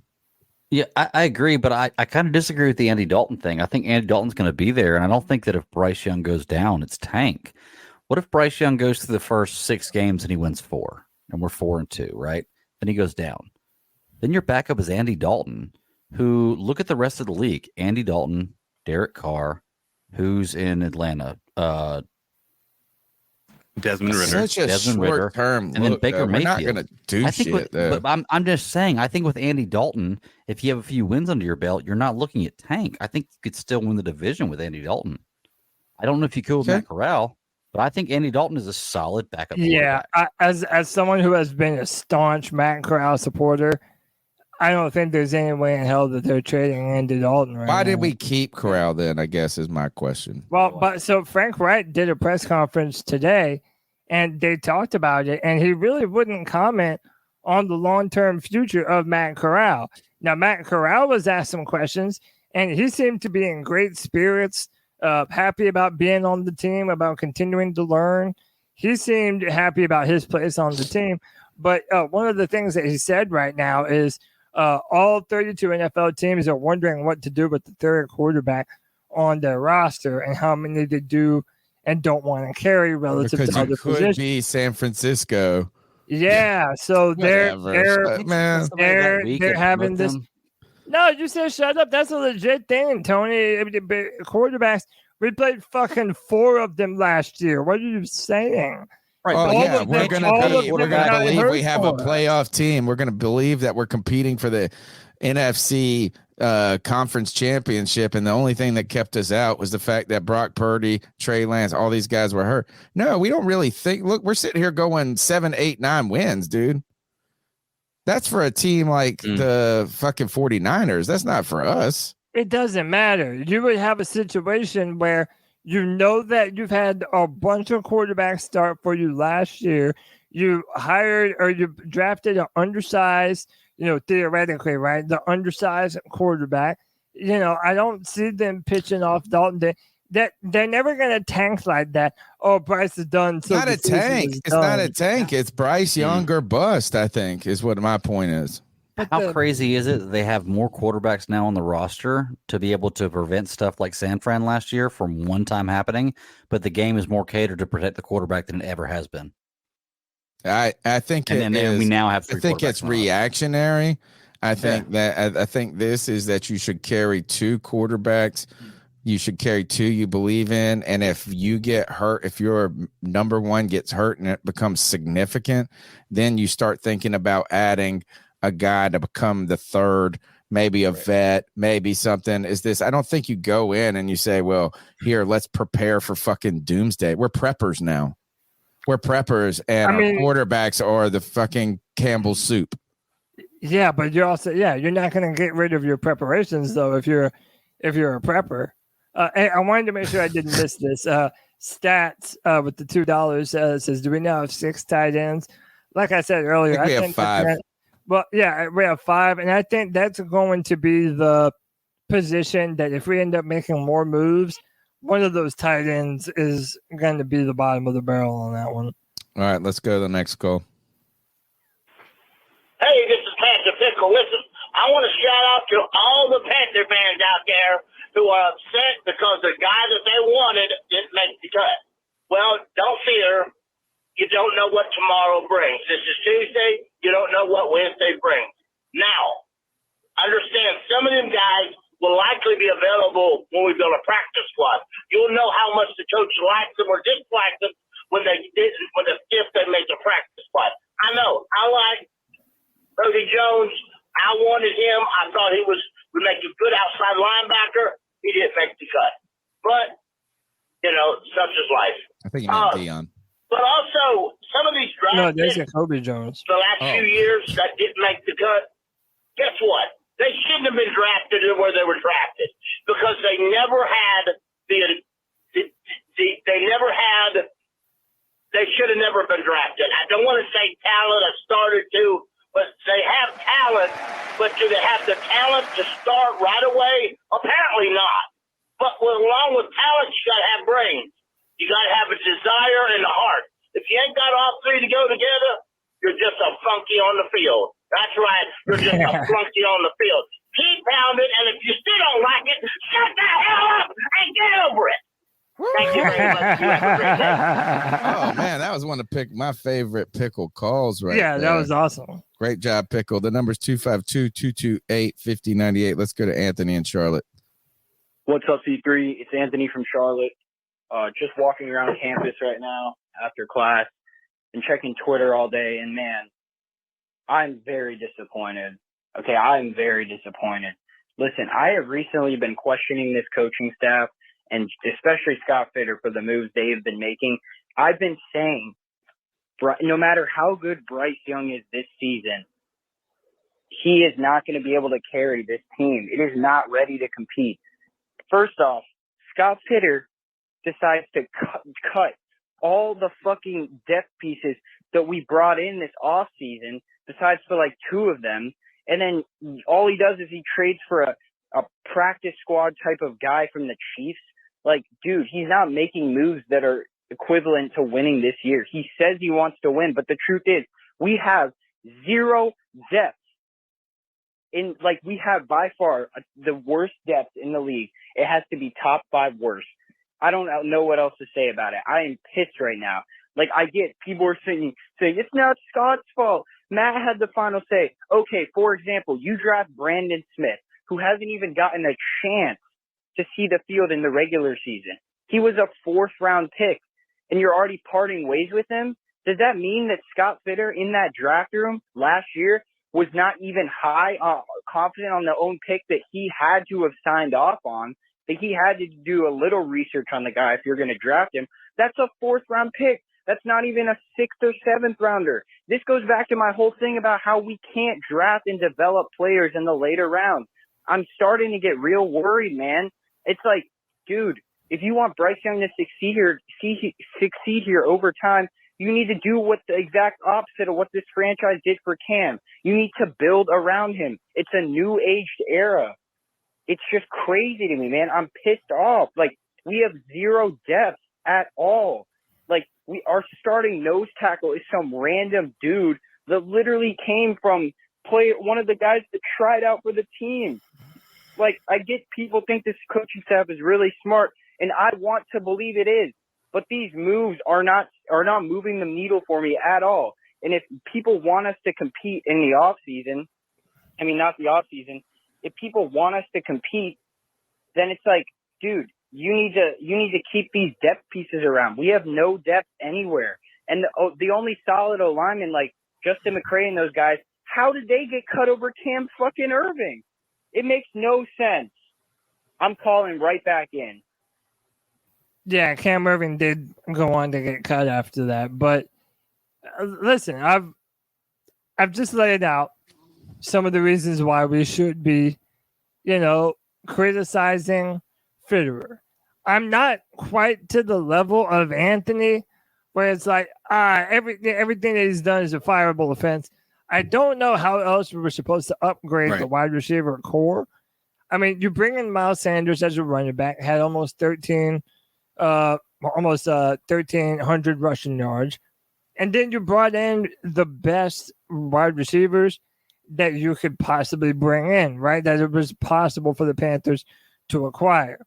Where I do think you're able to cast legitimate criticism on him now is the viability of his draft picks and the free agent signings. There's been a lot of short-term guys and a lot of guys that are flat out not on the team anymore. And if you're not able to draft well, then, I mean, you're kind of dead on arrival. All right. Look, Anthony's got more to say. He's upset about Deion Jones. Hey, guys. It's Anthony from Charlotte. It's me again. Man, I'm just, like I said in my last call, I'm frustrated and confused. Like, I don't even know, man. It makes no sense. Did Deion Jones get cut because he wasn't good enough? Like Eric Rowe, all these guys that we brought in, which we thought could be solid depth pieces. Like, this is the problem with our team. We are so front heavy, like top heavy. We are so top heavy on this team. If like 3 or 4 players get injured on the defensive side of the ball, that defense goes from around like 15 to 16 to like 26 or 27. Like, we are relying so heavily on these guys because we don't know how to draft for shit. And if this season Bryce Young puts up great stats and can't win games because the defense sucks or the offensive line's holding up or the shitty excuse for receivers that Scott Fitter put around this dude, I want his ass fired. There's no excuses for this anymore. You can't pull the Matt Rule card because Matt Rule had the final say on the roster, and guess what? He's drafted the only great players on this team so far. Besides for Brian Burns, he drafted Jeremy Chin. He drafted Derek Brown. He drafted J.C. Horn. He drafted Akim Ekwonu. Yes, Scott Fitter drafted Bryce Young. Well, boo fucking who? That was the most obvious pick. Of course, at some point, we're like, oh, we need a quarterback. We're not going to run it back with Sam Darnold. Like, no shit, we had to trade up to get Bryce Young. If that's the only thing that's going to keep his career together, then you better hope he gets help around this dude because it cannot be Cam Newton 2.0. We need to support our quarterback. If I don't know why these guys can't learn from what they've seen in the past of this organization. We can't ask Cam Newton to play hero ball every week.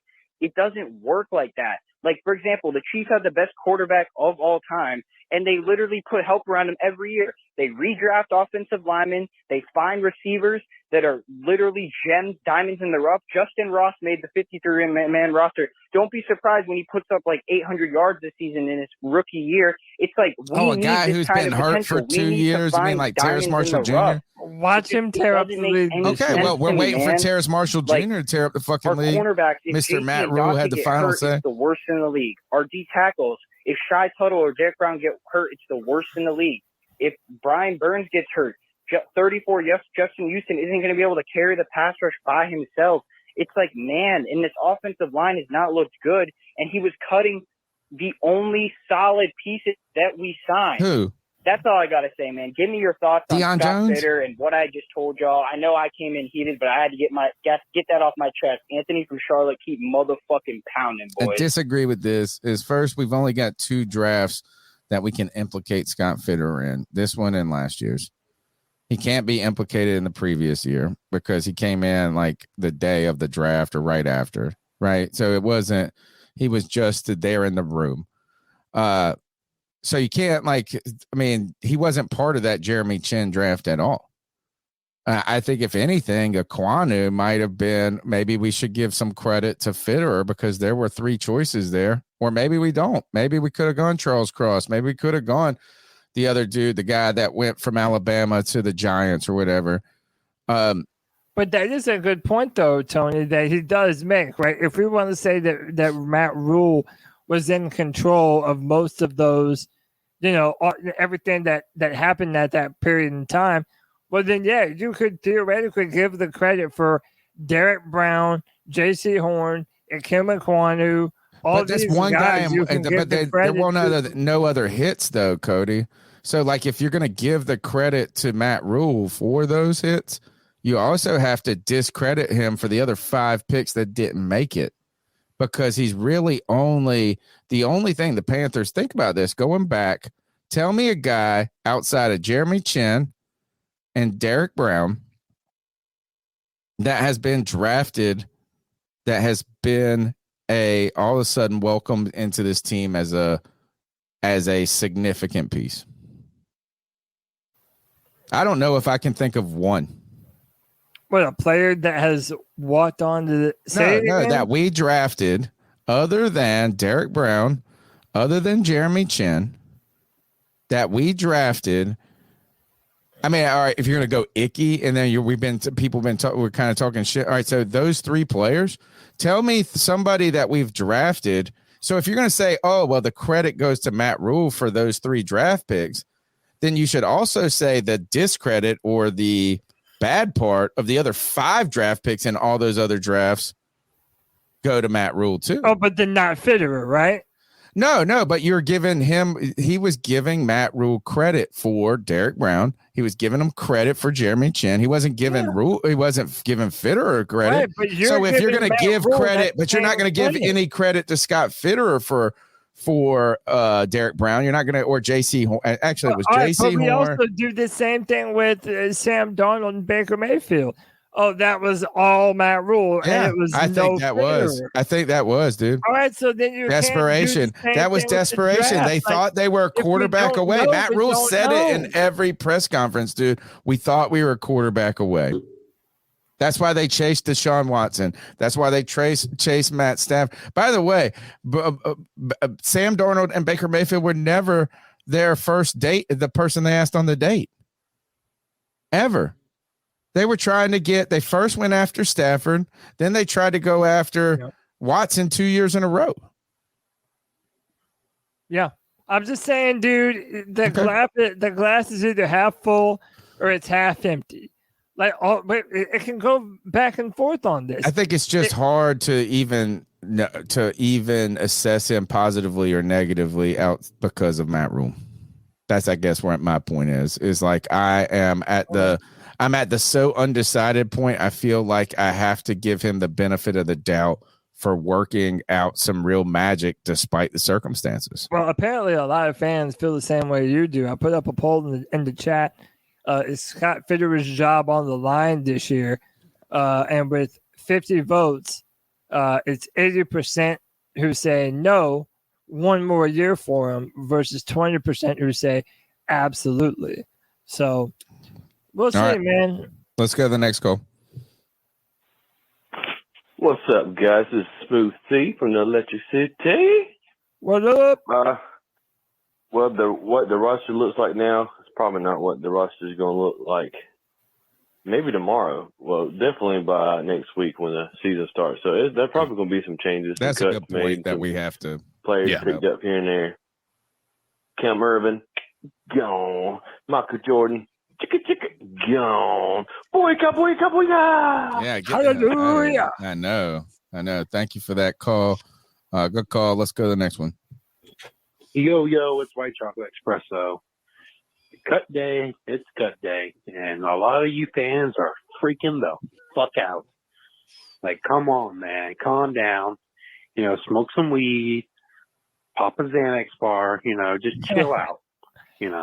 Or as long kill as it's yourself. prescribed. I don't care. Listen. Anyway.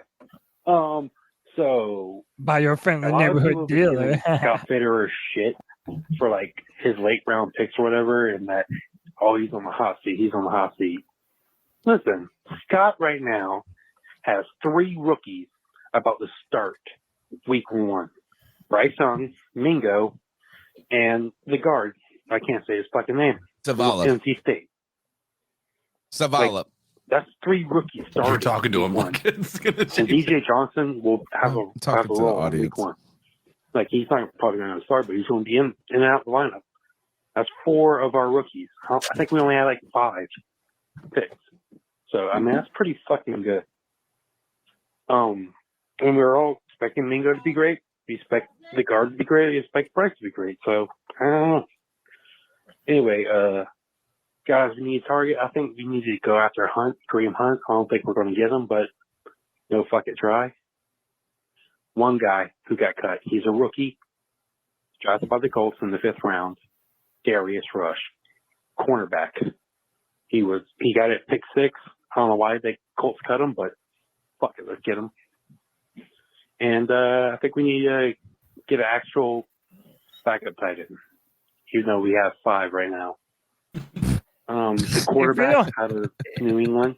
How do we not have a backup tight end? We have a million. We only have backup tight ends. That's the problem. We've got 5 backup tight ends. We have too many backup tight ends. We got 4 backup tight ends. Make one of them be a fullback. Well, Ricci, look, I think Ricci is the most dynamic out of the group. Like, so when they say Ian Thomas is a good blocker, I feel like hasn't Ricci been around for a couple of years, like kind of just hanging out and one of those guys that's always around the practice squad. He's not brand new. Seems like it, yeah. Kind of reminding you to the degree of who's the guy you pulled out, Cody, on the Friday show that went to blocking tight end that went to Jacksonville. Dan Arnold? No.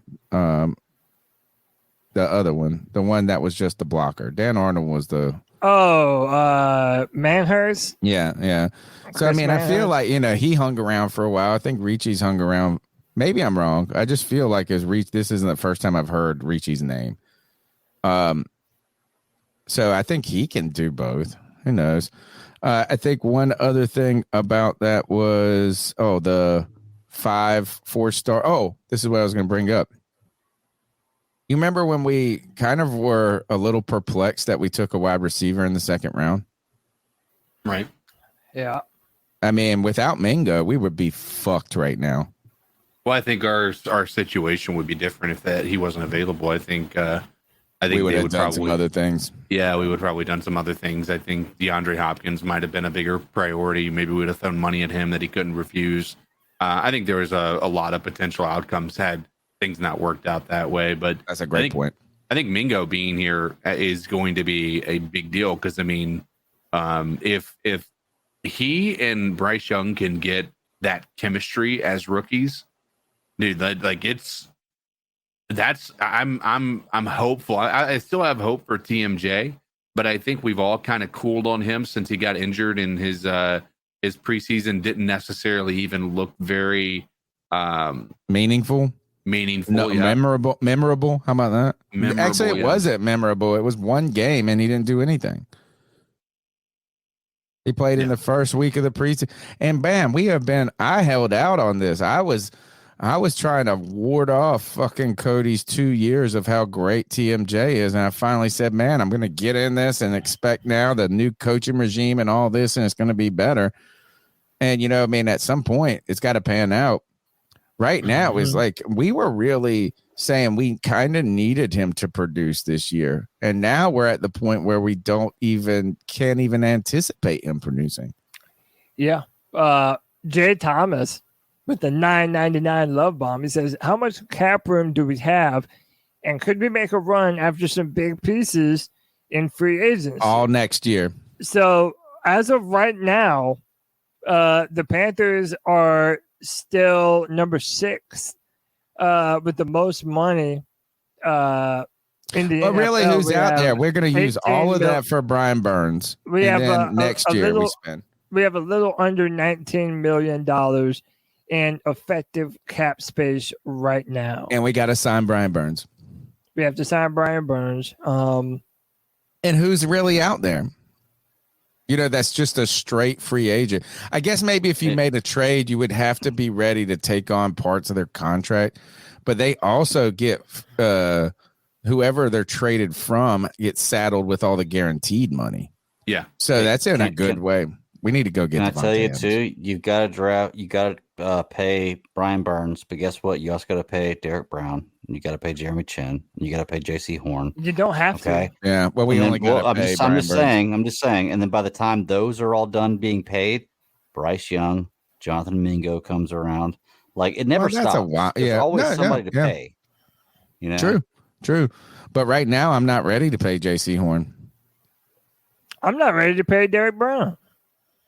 Hold on, for real? So you're telling me that Derek Brown's contract year is next year? No, he's got a whole 5th year option. We've got another. How about this? Right? Okay. And again, people would take criticisms like this and just make it sound like we're. But then you were just talking shit about CJ Henderson not getting his 5th year option, and now you're going to be like, "Oh, I won't even pay Derek Brown." Better, CJ Henderson or Derek Brown? No, Derek Henderson. I mean, Derek Brown's better than CJ Henderson. Okay. But what I'm saying is, if we're going to pay Derek Brown a top defensive tackle in the NFL contract, we don't have to do that. We just got to pay him respectably. No, yeah, you do. No, you're you don't dreaming. Have to pay him the top. Yeah, you do. You're no, dreaming. he's a block swallower. He's not a disruptor. He's not going to command the top. He's going to demand the top. Anytime the next player comes up for the new contract, they always shoot to be the highest. When they produce. By the way, like the highest. The same argument that a lot of people have with Brian Burns. There are many Panther fans that do not want to pay Brian Burns top 5 in the NFL. Yet one of the things that you see with Burns is that he does have the physical traits, athleticism, and now the production to say that he's gotten better every year. So is Brown. And is one of your top sack getters in the league. So is Brown. Derek Brown has gotten better from year to year. He's gotten better from year to year, and he's been a monster in the preseason. He's not looked like Quentin Williams. He's not looked like Dexter Lawrence. He's not looked like Chris Jones. Brian looked like Star Latulele. Brian Burns hasn't looked like the defensive ends in the same manner. My question is, has Brian Burns performed better across the linebackers in the NFL than Derek Brown has across the defensive tackles? Yeah, I mean, that's what you got to ask yourself. I would say yes, and this is his first year playing outside linebacker. Well, but this is also Brian Brown. Derek Brown has one less year too. Brian Burns is getting progressively better every year. That's why. That's what I'm saying. Derek Brown I need to see Derek Brown this year. Wow. Take that next step forward based on what I've seen right now. I do not feel comfortable paying him top 5 defensive tackle in the NFL money. I just don't. Rock Rhyme says Tony wants to trade our whole draft like Cody wanted to before. Devontae Adams. So Trevor Lawrence, Cody, mind you. If he performs this year, Cody, are you willing to pay him? If he's top 7 defensive tackle this year, are you willing to pay him? I mean, it depends on what that looks like. What are the numbers on that? Top 7. Like Top 10, and you don't get to just go all defensive tackles. You got to do the run blockers. You don't get to just say Aaron Donald. Yeah, but you don't get. This is the same argument between KK and Star Latulele. No, why are we under the assumption that when Derek Brown comes to be paid, that he's not going to ask for as much money as possible? I'm not saying that, but I don't think that means that he becomes Dexter Lawrence. Blocker. I don't think. Yeah, you just compared him to guys that are more than run blockers, though. Yeah, you said every name you said was not just a run blocker. Yeah, he better be more than a run blocker this year. Well, maybe he will be. I think he will be. I hope he will be. On everybody in the team has improved better than everybody else. No, I'm being very reasonable. A lot of Panther fans are like, "Oh, we have all these good players, but no elite players." So what you're essentially saying is we should pay players who are like borderline. We don't have to pay him for 2 years, money dude. in the NFL. Like we don't have to pay him this year or next year. Derek Brown. No, we picked up his which is next year. Which is next year. Derek Brown. We have 2 seasons with him, dude. Do you think he'll play under the franchise tag? No, that would be the 6th year. That's not the 5th year option. We're going into his 4th year right now. Yeah, right. And then we get next year on the 5th year option. You could franchise tag him in 6 years. Do you think that he'll play under a 5th year option or a franchise tag? Yes. All these motherfuckers play under their 5th year option. You were just talking shit about us not picking up CJ Henderson's 5th year option. No, I never said that. Not that we should have. No, but like you think CJ. No, what you were saying is he hasn't lived up to the billing to get the 5th year option. Tell me a guy in this league that sat out their 5th year option. Not a single person. It depends on what they do. No, name us one. It depends on what they do. Name one player that sat out his 5th year option. Name them. They don't let him because it doesn't exist, dude. Yeah, that's what I'm saying. If you're just making that up. You just threw some fucking shit against the wall and we're like, look over here. NFL, it's what CK just said. If they're top in the NFL, they're not even letting them get that far before they pay them. Bro, Cody, you could go. You could walk. You got 2 years with Derek Brown before you even got to talk about that shit. I'll put it like this. There's one example, and that's going to be DeAndre Hopkins. And I think he was like 3 years in and he was willing to sit out, but they didn't let him. Like, when you're the top, like it does happen. Josh Jacobs this year. Yeah. Yeah. There's a lot of cats on their 5th year option. I haven't heard any of them sitting out right now. I've heard about Jonathan Taylor, who's not even close to his 5th year. I've heard franchise tags guys not want to do that. But you could theoretically just take Derek Brown and go this year, next year, franchise tag him, and then move on after that. You can franchise tag him 2nd year, right? Yeah, I mean, if you really wanted to.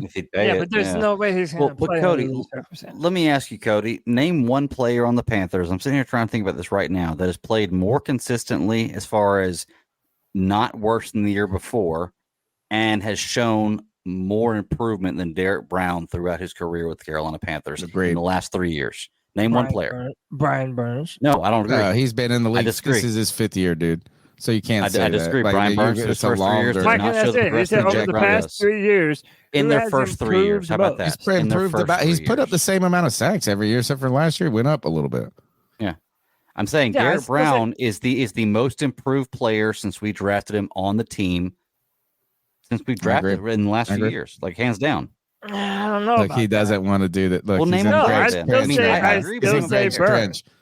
No, I still say Burns. I mean, okay, so you're using the one superstar on the team to say that Derek Brown isn't. That's the point. I'm not willing to pay superstar money to people that aren't proven. Defensive tackles don't get superstar money except for 2 of them, Aaron Donald and the Chris Jones guy. They do. Quentin Williams just got paid superstar money.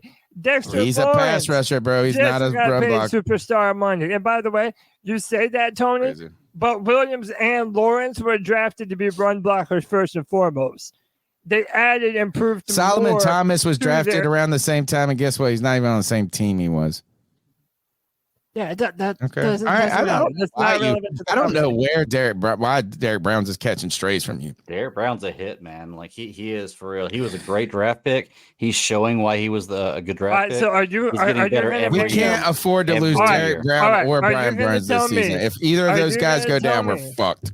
Are you going to tell me that let's say Brian Burns does what he has done last year and the year before? Are you making Derek Brown a top 5 or top 3 highest paid defensive tackle in the NFL? Why do we have to do that? We don't have to. We've got because you're delusional. 3 years to fucking make that decision. You are projecting so far down the road. We don't have to make that decision this year. Right. We should be signing Brian Burns, who's in his 5th year option. I agree. Right, but isn't that the point that Cody's making? Is right, like yeah, but he's trying to make it against Derek Brown, which makes no sense. No, he's saying if he has the same year this year that he's had last year, he said Brian Burns. Oh, is that what you were? I thought he was talking about Brian Burns. He didn't say Derek Brown. No, I'm saying Derek Brown. Yeah, he's talking about Derek Brown. He's saying if Derek Brown has the same year this year coming up that he had last year, his 5th year option. Or no, but here's the thing: we're doing the same thing to Brian Burns, but we also all agree that he should be paid right now, right? Right. No, if he is the same thing as last year, no, he shouldn't be paid top. If he like has stats in the top, then yes, he should. If he does it again in his 5th year option, then yes, you should pay him. So here's the reason that I think that he will get paid by us, and it's not that I think that he's a top 10 or top 5 defensive tackle in the league.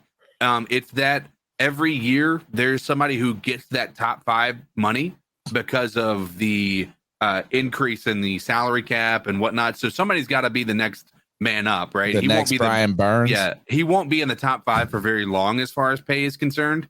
But I do think he will get it. Again, whether he deserves it or not, I think that's something that the coaches are going to have to decide. I don't know how I would need to, like personally, how I would value defensive tackle and what he brings to the table over, maybe getting somebody out there who is going to be pass rushing. When you look at what our defense did against the run last year, you've got to take into account that how positive it is to have a guy like Derek Brown on this team, because if he wasn't a part of this squad last year, think about how much worse our run defense would have been. Or this year. I don't know why Derek Brown's catching strays here.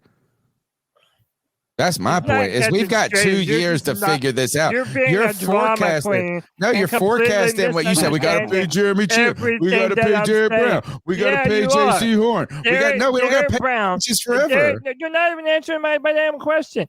Derek Brown, based on what he has done thus far, if you had to pay him right now, are you making him one of the highest paid defensive tackles? We don't have to do that. That's a stupid question. Just being the run blocker. We don't have to do that. That's a dumb question.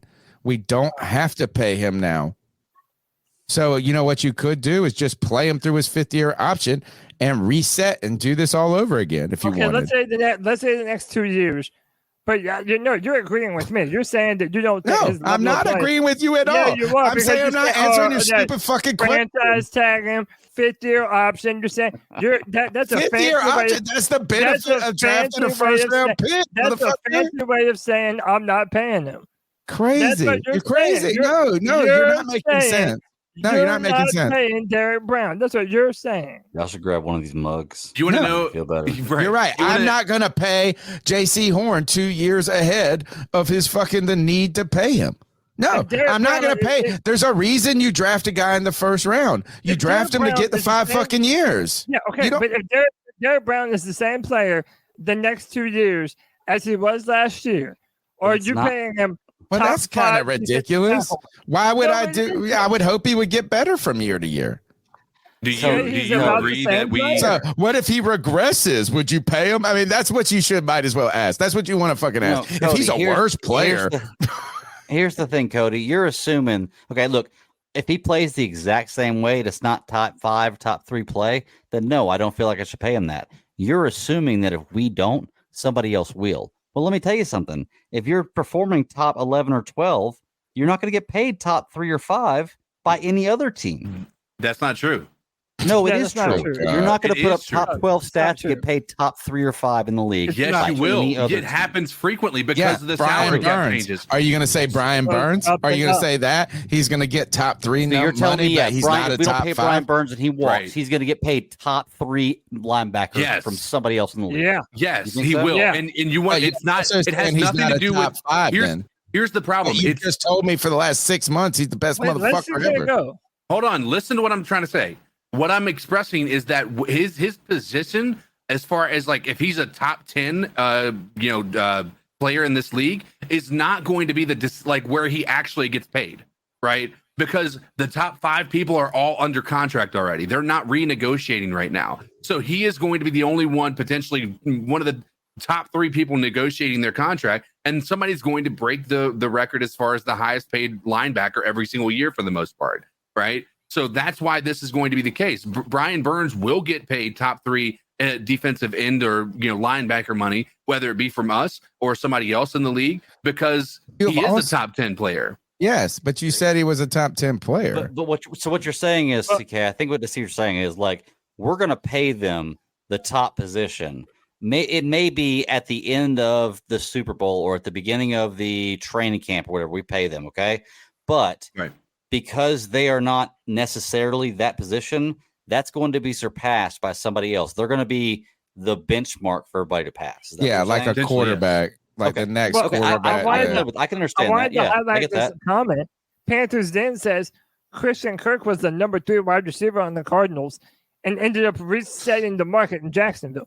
Well, That's you're what also CK talking about a team that That's had what- so much money to spend. That's what CK. Right, there's going to be a team that has enough to give Derek Brown what he wants. Right. That's my But point. that's It goes up pulling the crazy. That's saying this that you just don't want to.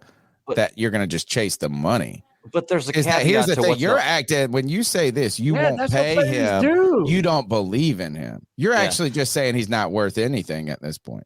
That's there's not, now you're just putting words in my mouth. No, I wait, never said you're that making point. me pay him I'm now when saying- I want to pay him in 2 years. I still got 2 years to see how we Right. draft. If he How we, ends up getting better, and looks like a world beater, then yeah, absolutely pay him. no, you said if he was the no, same. if he is the same player that we have That's a seen him be unfair every thing year to for the say. Carolina Panthers, then I am not making him a top 5 paid defensive Of tackle. course. So of here's course, my but question. That means you're not progressing as a first Tony, round pick. do you believe we should pay Brian Burns this offseason or wait until after this year?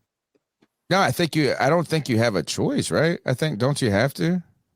No, Or you is can he pay in him his this 5th year offseason. option? Like, so This we is his could. 5th year option coming up. That he's playing his 5th year option right now. I think this is at this point, I'm convinced enough in the player and what he means to this team right now. Then, yeah, I'll pay him right now. Right. That So the doesn't point being- necessarily mean I have to feel that way about Derek Brown next year, though. No, but the point being is you're going to believe that because if you wait after this year and he does really well, you're going to want to sign him now because next year he's going to be more expensive than Well, he then is fuck today. it. Let's sign It's- Derek Brown to a 10-year It's deal, similar to the Cam Newton thing, right? We signed him after his 4th year, going into his Right. 5th year option, which was a That's great when he deal went to for and us. he became an MVP after that. We ended up being in a great position because we did that, right? So there is an argument that you don't wait until that into that 5th year option to actually sign him, and that's what I think we're talking about here. Is like we we don't got till necessarily next have year 2 to years. decide that. Then we have a 1 year to be in the same position exactly. we are with That's the Brian point. Burns. Nobody's saying we signed Brian or Derek Brown right now. Cody Nobody- is. He's No, saying That is not if you what I'm saying. That is literally not at Whatever, all said, Cody, would it's you what they're pay saying. him top I'm 5 saying money? this We heard year. it. I'm saying this year, Go to the tape. Derek Brown needs to go to the next level because I am not paying him top 5 defensive tackle money for just what he has done this year. Okay. Sorry. Cool. He's So not what on if- the You don't level have of to, Lawrence bro. or You don't Williams have right to. now. What if Brian Burns finishes the 7th defensive end linebacker, whatever we put him about, and Derek Brown finishes the 7th defensive tackle? You say this as you say defensive ends. Then are more next year going in, important. are you That's what saying you no? We're go, not you paying say. Derek Brown, even though you paid I don't really know why we're fucking talking shit about Derek Brown. Like, we need Derek Brown and Brian Burns, dude. Like, what the fuck? Yeah. These are our two best defensive players. Brian Burns. Yes, I agree. Like, I don't understand why Derek Brown's catching strays on this shit, man. He's not catching strays. I'm saying he's not one He's of shooting right at his head then. Yeah, I'm saying he's not worth the top 5 defensive tackle contract. Not yet. Okay. And I'm right. He will be. He will be. Okay. I hope so. Greg, just like Hey, you said guys. about Bryce, and you hope you're right. I hope I'm right. AKA Joey the Blind Panther. Yeah, I'm sorry I didn't call during the post game. I was too busy clubbing. I actually went to the club right after the game. What a good game, by the way. Clubbing. I don't know. I caught a little bit of the post game. Yeah, no one gives a shit. See, preseason, I was telling people at the club this. Preseason, no one gives a shit as long as you don't look like shit. And we didn't look like shit on Friday.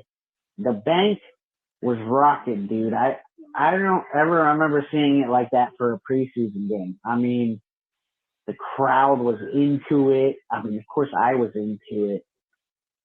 I mean, it was fun, dude. And it was fucking 90 degrees. Like, how? It's humidity, it's the South, it's the summer, I know, but damn, it was hot. Yeah, I think I love Bryce Young, dude. Bryce Young is awesome. Because it's not so much what he did do, it's what he didn't do. You know what he didn't do? He didn't go crazy trying to risk it all. You know, when he used his legs to get the first down. He got the first down, you know, made sure he was across the marker and slid to the ground wisely and did it right too. Every time Cam couldn't slide. He never would slide. But that is how you live to see another day. Bryce Young is a genius. He has it between the ears. He has the intangibles that he has to have if he's going to go number one. I keep telling people this, the whole people that like to clown his size things. I know a few. I work with a few of them. Okay, well, the thing with Bryce Young is, for him to go that high on the draft, he has to be a fucking genius. Because if he was just of average football IQ, he would be going in the 3rd, 4th round with his size. But he's so smart and knows the game so well that he's a number 1 pick. And we got him. I'm so excited. Oh, and the cuts. Yeah, dude, fuck Michael Jordan. We're done having him get quarterbacks hurt. Cam Irving, bless his heart. He had chance, but he done blew it.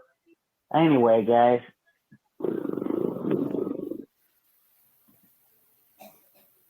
Wow. Yeah. I love the athleticism of Bryce, and Joey mentioned that too. The ability to be able to run, to pick up a first down, scramble, stay inside the pocket, even those subtle movements of just sidestepping a couple spots.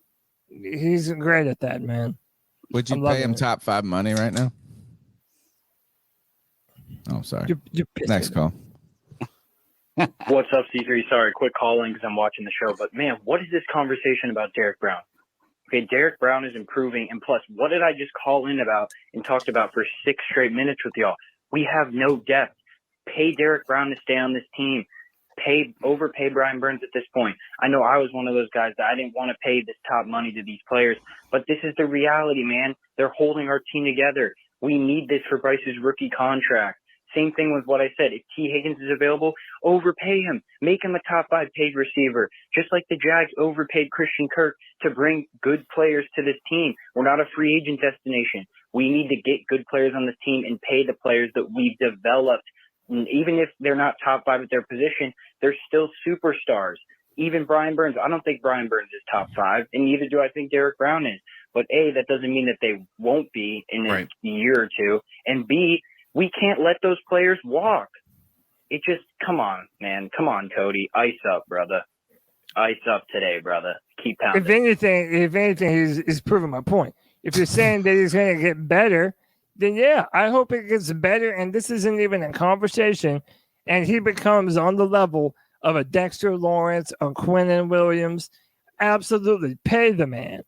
But Brian Burns is your primary pass rusher. And I'm sorry, a primary pass rusher is worth more monetarily than a big time run stuffer, even though that's incredibly important. That's a straw man's argument. I wouldn't call it a straw man. It's a strong argument. Information in order to this be paid a top 5 defensive tackle, you have to not an provide either-or. more in the pass rush. Yes, you do. But you also just said we also made the contention that Derek Brown is the player that has actually improved from year to year. And now you're like, well, what if he doesn't? You know what I mean? Like, you're like saying, look over here, so you don't look at how weak my argument is. You're not hearing any fucking thing that I've said tonight on the show at all. Wrong. All I'm saying is that Brian Burns, I mean, if you look at what he has meant to the defense the past, 3 years outside of 1 year of Hassan Reddick, 4 years, that has been our young star pass rusher. You don't get to say and 3 years. By the way, everybody wants to talk about all the near misses that could have been for Brian Burns, where he would have had a bunch of different sacks if he had a better ability to wrap up.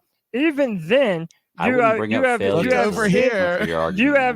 seen the potential for Brian Burns to get into the backfield and wreak havoc on a consistent basis. Last year, Derek Brown ranked amongst the top defensive tackles in terms of pressure. So yes, he is getting better, but if it's to a level where he's only good for pressures and he's not getting sacks on a consistent basis, like a Lawrence, like a Quinnen Williams, then yeah, I'm not shelling out top money for Brian Burns and top money for Derek Brown, then Jeremy Chin, then, like Greg said, in another year or two, Bryce Young and Jonathan Mingo, it all stacks up. You have to be worth it. What Cody is, I think, alluding to, and this is just honestly a matter of opinion for many people. It's similar to his devaluation of the running back, right? You don't pay top dollar for running backs in this league right now. It's not just him, but really anybody nowadays. And I think Cody's belief is, and I don't blame him for this belief, and I wouldn't even discredit it, is that the value that Derek Brown brings isn't as valuable as a pass rushing defensive tackle. Yes. So you don't pay him like a pass rushing defensive tackle. Well, we went through this with KK Short and Star Latulele, and then we also have said over and over again that is sometimes misleading. Another thing that's misleading is you're using a guy, Quinnen Williams, who was in the 2019 draft. So you're basically putting Derek Brown up against a guy that's a full year ahead of him when I'm saying we can wait another year. Big fucking whoop. The 5th year, bitch. It's the 5th year. What was checked or what was bro? He better be Quinnen Williams this year. Derek Brown is in. All right, Tony. Now that's a straw man right there. He better be Quinnen Williams this year. You're out of your mind, dude. He better be Quinnen Williams this year. If that's the point you're making, yeah, he better be a Quinnen Williams. No, I didn't say you should pay him Quinnen Williams money. I didn't say that. Just like I wouldn't pay Star Latulele Aaron Donald money at that year. That's what I'm saying but I'm not saying that we got to shit on Star Latulele just because we like KK Short. Look, and you're shitting on Derek Brown right now.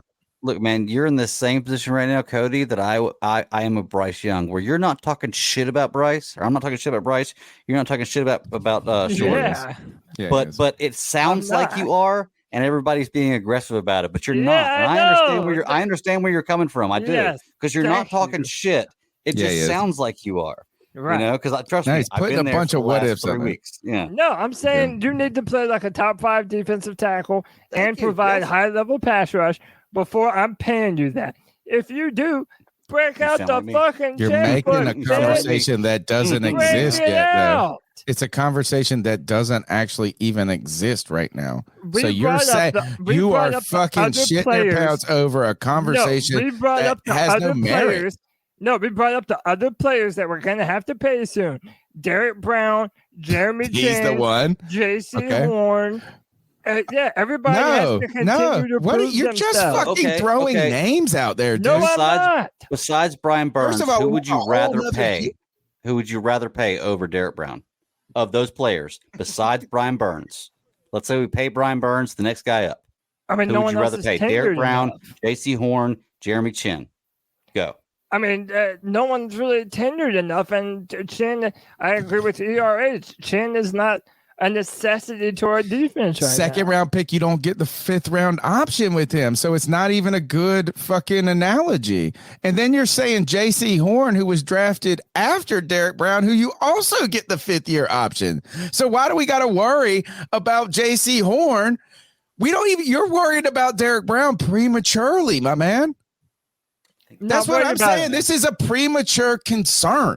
No, you have sand in your vagina because I'm saying that Derek Brown needs to be a better pass rusher than he has proven to be thus far. That's 100% what it No, is. you said that you didn't want to pay him top 5 money. That's not what you said. You did not say that. You said you didn't want to pay him top 5 money. And I've said there's no need to. There's no fucking need to. But you're doing the exact next opposite call. of what No, I'm doing. no, What if? You're just upset. You No, agree I'm not with me. what You don't wanna pay ifing. him We either. actually have the 5th year You agree option. with me. I'm You not also what don't wanna ifing, pay him. dude. No, you don't No, wanna pay I'm him saying either. this is there's no need to have that conversation. Let's just play this year out and then see where we're at. We could still have a whole fucking year under contract before we even have to make a decision. So why would I pay him? No, I'm not going to go overpay. Around. They're coming up. Oh, we're going to have what to does make that a fucking decision mean? soon. No, we have 2 years, Cody. We have literally 2 years. If you think you have 2 We years, literally have 2 years. CK laid out to you why just because on paper you might have 2 years doesn't mean you're actually going to have 2 years. Okay. Now you're just fucking diverting. I'm not diverting. You're not understanding my point at all. No, I'm disagreeing with it. Oh, I understand your nonsense. It's just you agree with nonsense. me. You don't want to pay Derek Brown. Did not say that, actually. I said I don't need to pay him today. Just like I don't want to pay JC Horn right now. Fuck that. I don't need to. I got plenty of time. But here's nobody's saying that Derek Brown needs to be paid right now. The whole thing has been about at the end of this year. Dude, he just said I don't want to pay him top 5 money right now. That's what he kept saying. Right, and he's saying and we don't that have even to if his pay him next. production- We don't have to pay him this he year. has done now. We If can he make him doesn't- play next year too. If he doesn't take 20. a step You forward, can, but this here's year- the issue. If your plan is to sign Derek Brown after that 5th year option, now you If are he plays great this year, then you should sign him. No, now you either have to franchise tag him and hope that he plays on that after that 5th year, or you're going to be in a bidding war with other teams. That is the summer of 2024, dude. Right. That's not this 1 year season. from- That's not next season. That's the following season you get in the bidding war. Right. But my point being We have is 2 that fucking seasons Tony, with this dude. Tony, when you look at franchise, so let's talk about Joey No, that's Bosa. before the Or franchise. Let's talk about Nick That's Bosa. 5th year option, dude. That's not let's- franchise. Tony, you're misunderstanding anything that me and Cody are talking about. Yes. Our entire argument is that if you look at the history of any team that has a 5th year option player that they plan on signing, they rarely get past that to the 5th year option and actually play that 5th year option before getting signed. They get signed in that 4th to 5th year off season. The majority. I'm going to of look at the time. stats on that because I see a Please lot of do. players signing the franchise tag every year. Right, you see the franchise tag, but I'm saying that Which the would mean they got first past their rounders- 5th year. No, that's also assuming that they're first round picks. Good point. The only way you get an option is if you're first round pick. Exactly. My point being is that a lot of those franchise tags are not always first round picks. They aren't even always rookies coming off of a rookie contract. Many of them are free or off season acquisitions. But nonetheless, you all majority of the time, if you have a guy who's going to sign with the same team, they sign an extension with that team. They sign it between the 4th and the 5th year. Let's go back in our history here. All right. Luke got paid between the 4th and the 5th year. Cam got paid between the 4th and the 5th year. Brian Burns right now, we're trying to get him paid, and all signs are pointing to him being paid between the 4th and the 5th year. Okay, so majority of the time across the board, these guys, if they're going to sign an extension with the current team that they're on, it's between the 4th and the 5th year. Is that because true? it's Look, cheaper. Brian Burns is 2019 was his rookie year. 2020 was his second year. 2021 was his third year. 2022 was his fourth year. 2023 is his fifth year. And he's not going to play on a So we're fifth year. in his fifth year. So no, they're like going he to pay could. him. So you think he's going to sit out?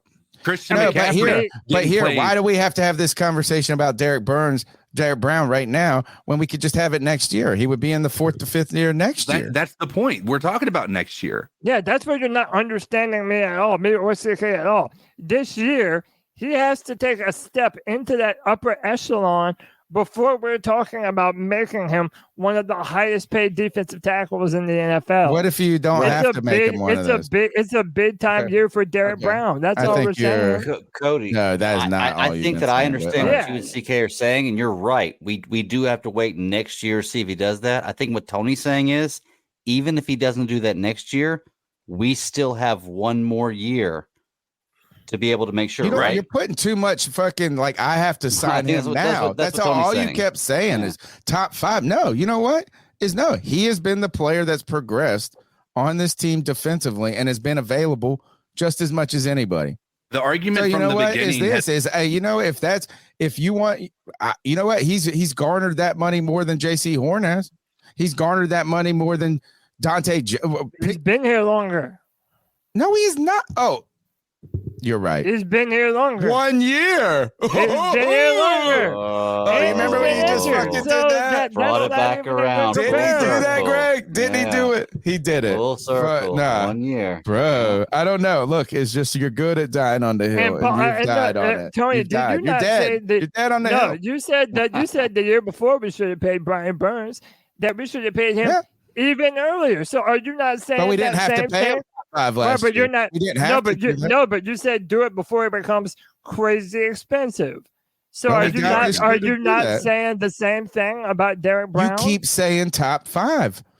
I don't believe you have to do that.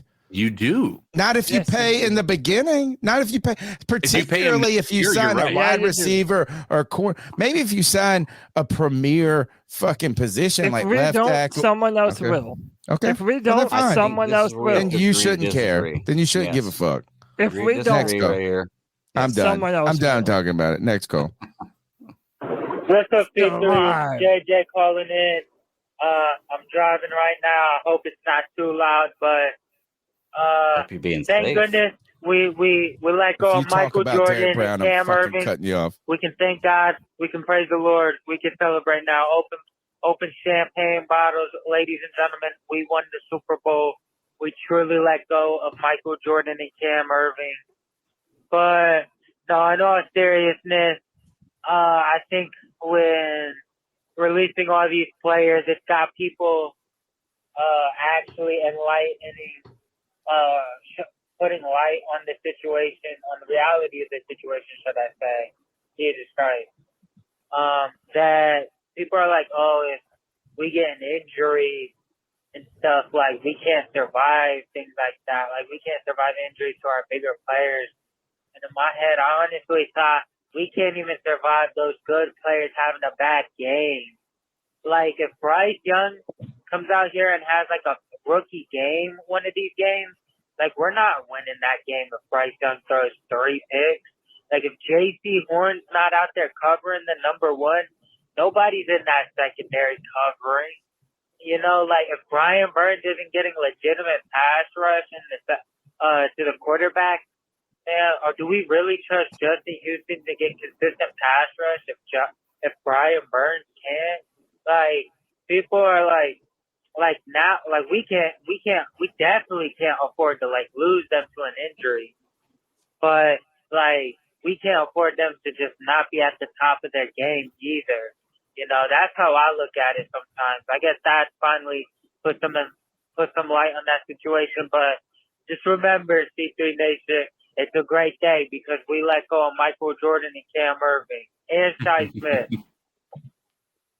Oh, he had me until Shi Smith. Of course he did.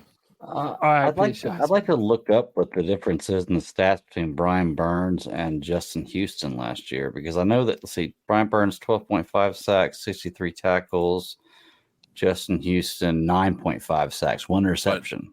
But look at how many snaps Brian Burns played compared to Justin Houston. Well, that actually works better for Justin Houston than he played less snaps and actually. Yeah. So I don't think that I think that Brian Burns is better than Justin Houston just based on age, but I don't think that the difference between the two is that significant. I think that Justin Houston is a very solid, guy behind or guy right behind. I could see the worst ad. I could see him playing the worst ad to this. I could see him playing that Peppers role. Where Peppers played limited snaps and he still came in here and got double-digit sacks, I think, that year, or came close.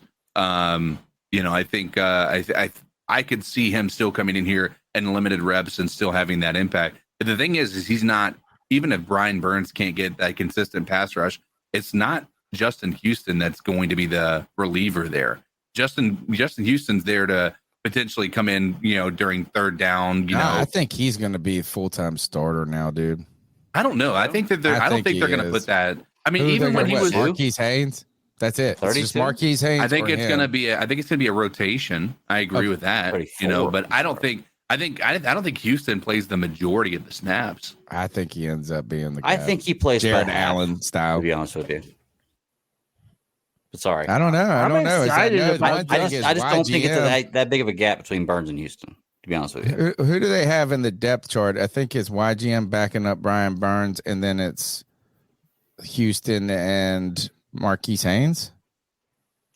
Is those rotational guys? I don't know. I think that Houston, they're going to need him to be more than we probably want him to be. If he plays the same amount of snaps for us as he did for Baltimore, then that's about what you're looking for, right? How many snaps did he? I don't know what his role was truly in Baltimore last year. I mean, they say he was one of their best pass rushers. And right. But I don't know about the quantity. Yeah, no matter the snaps, he had almost as many sacks, about a third as many tackles, and 1 more interception. How many less snaps? Well, I don't know how many snaps. I didn't see that, but I mean, he had about a third amount of tackles. Okay, but still almost the same amount of sacks, more interceptions. So, I think we're going to need him to be a guy. I don't think we're going to need him to just be a rotational. And maybe that is, but I don't think we're good enough to have that luxury. Guys, it's the growl that makes him howl again, a.k.a. Joey the Blind Panther. I think it's too early about Scott, dude. This is actually Scott's first head coaching hire. Okay? Because Tepper was smart one time, and he was smart to, as Panther Pickle says, shut the hell up. I can't do a good pickle, I'm sorry, but yeah. Tepper just shut the hell up. That's what he did. Okay? Which I'm sure was harder for him to do than propose to Nicole. Because that guy just, get me started on Tepper jokes. I'm not going to do that. That wasn't hard either. I know they're all failing right now. That's what Tepper did. And obviously he had to okay it because he's the owner. And the coaches are a bit different. I don't think coaches don't count against the cap, so the owner I guess the owner has to okay that. But basically, it was Scott Fitterer's call. Matt Rule was David Tepper taking his private plane to Texas, meeting him and his family like a fucking college recruiter, and giving him 7 years, $60 million. Don't forget the meatballs. And that's not what happened with Frank Reich. I think Scott Fitterer had far, far more to do with it than Tepper did, and B, than anything Matt Rule was a part of. And another thing is, you got me thinking about what I was thinking about at work today. In our division, I think we have the best coaches, dude. You look at the Bucks, Todd Bowles. Todd Bowles never got anything done with the Jets. Couldn't get anything done with Tom Brady. I know that was Tom Brady's last year, but still, he's Tom fucking Brady. Couldn't get anything done with him. I don't trust him. Arthur Smith hasn't shown much. Dennis Allen hasn't shown much. I think Frank Reich and his staff is the best coaching staff in the division. They've shown the most in the division. And I think this division's ours, dude. I really do. I think we're at least, and if not, I think we're a wild card. Easily. We're going 9-8. Mark my words. Anyway, guys. Wow. We were on pace we were on a good pace on this show until we hit the Derek Brown conversation. Yeah. We were really pacing well until the Derek Brown conversation. Yeah. Let's go to the next It's one. your fault. Well, can I say real quick, to be fair, he says that they didn't do anything to Tom Brady last year. They did win the division. So, yeah. I'm I think Todd Bowles is too. Yeah, they did win the Todd Bowles But to be is fair, to though, John Greg, Fox. everyone else tried not to win. Right, but he's talking about us winning the division at 9-8 this year. That's Todd not like Bowles that's is better too than boring, they dude. did, He yeah. looks sick. He looks sick on the sideline. Todd Bowles did take that Jets team, and he was, you know what? He was Robert Saleh without Aaron Rodgers. Yeah. That's exactly what he was. He had a top 5 defense with no quarterback, and Saleh had a top 5 defense with no quarterback. Now we got a quarter. The only difference was, and Saleh's cool, and Todd Bowles is boring. You know what I mean? Todd Bowles is paint dry boring. Next goal, like John Fox, but boringer. What is this? Oh, let's hear what they're doing in the background. Nothing. All right. That was a great call. Great call. Scott Fitterer, go suck a big black dick. Bro.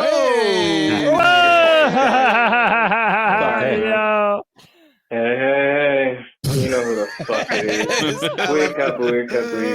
Everybody just imitates G Baby when they're trying to get out of trouble. I don't even know what to fucking say, man. Or is it G Baby? No, that's We cut Cam Irvin. We cut Michael Jordan. All right. But, bruh. We cut Keith Taylor. We cut Eric Rowe. Like, bruh. These are all bombs, dude. That's so disappointing, man. I don't like either one of those. Yeah.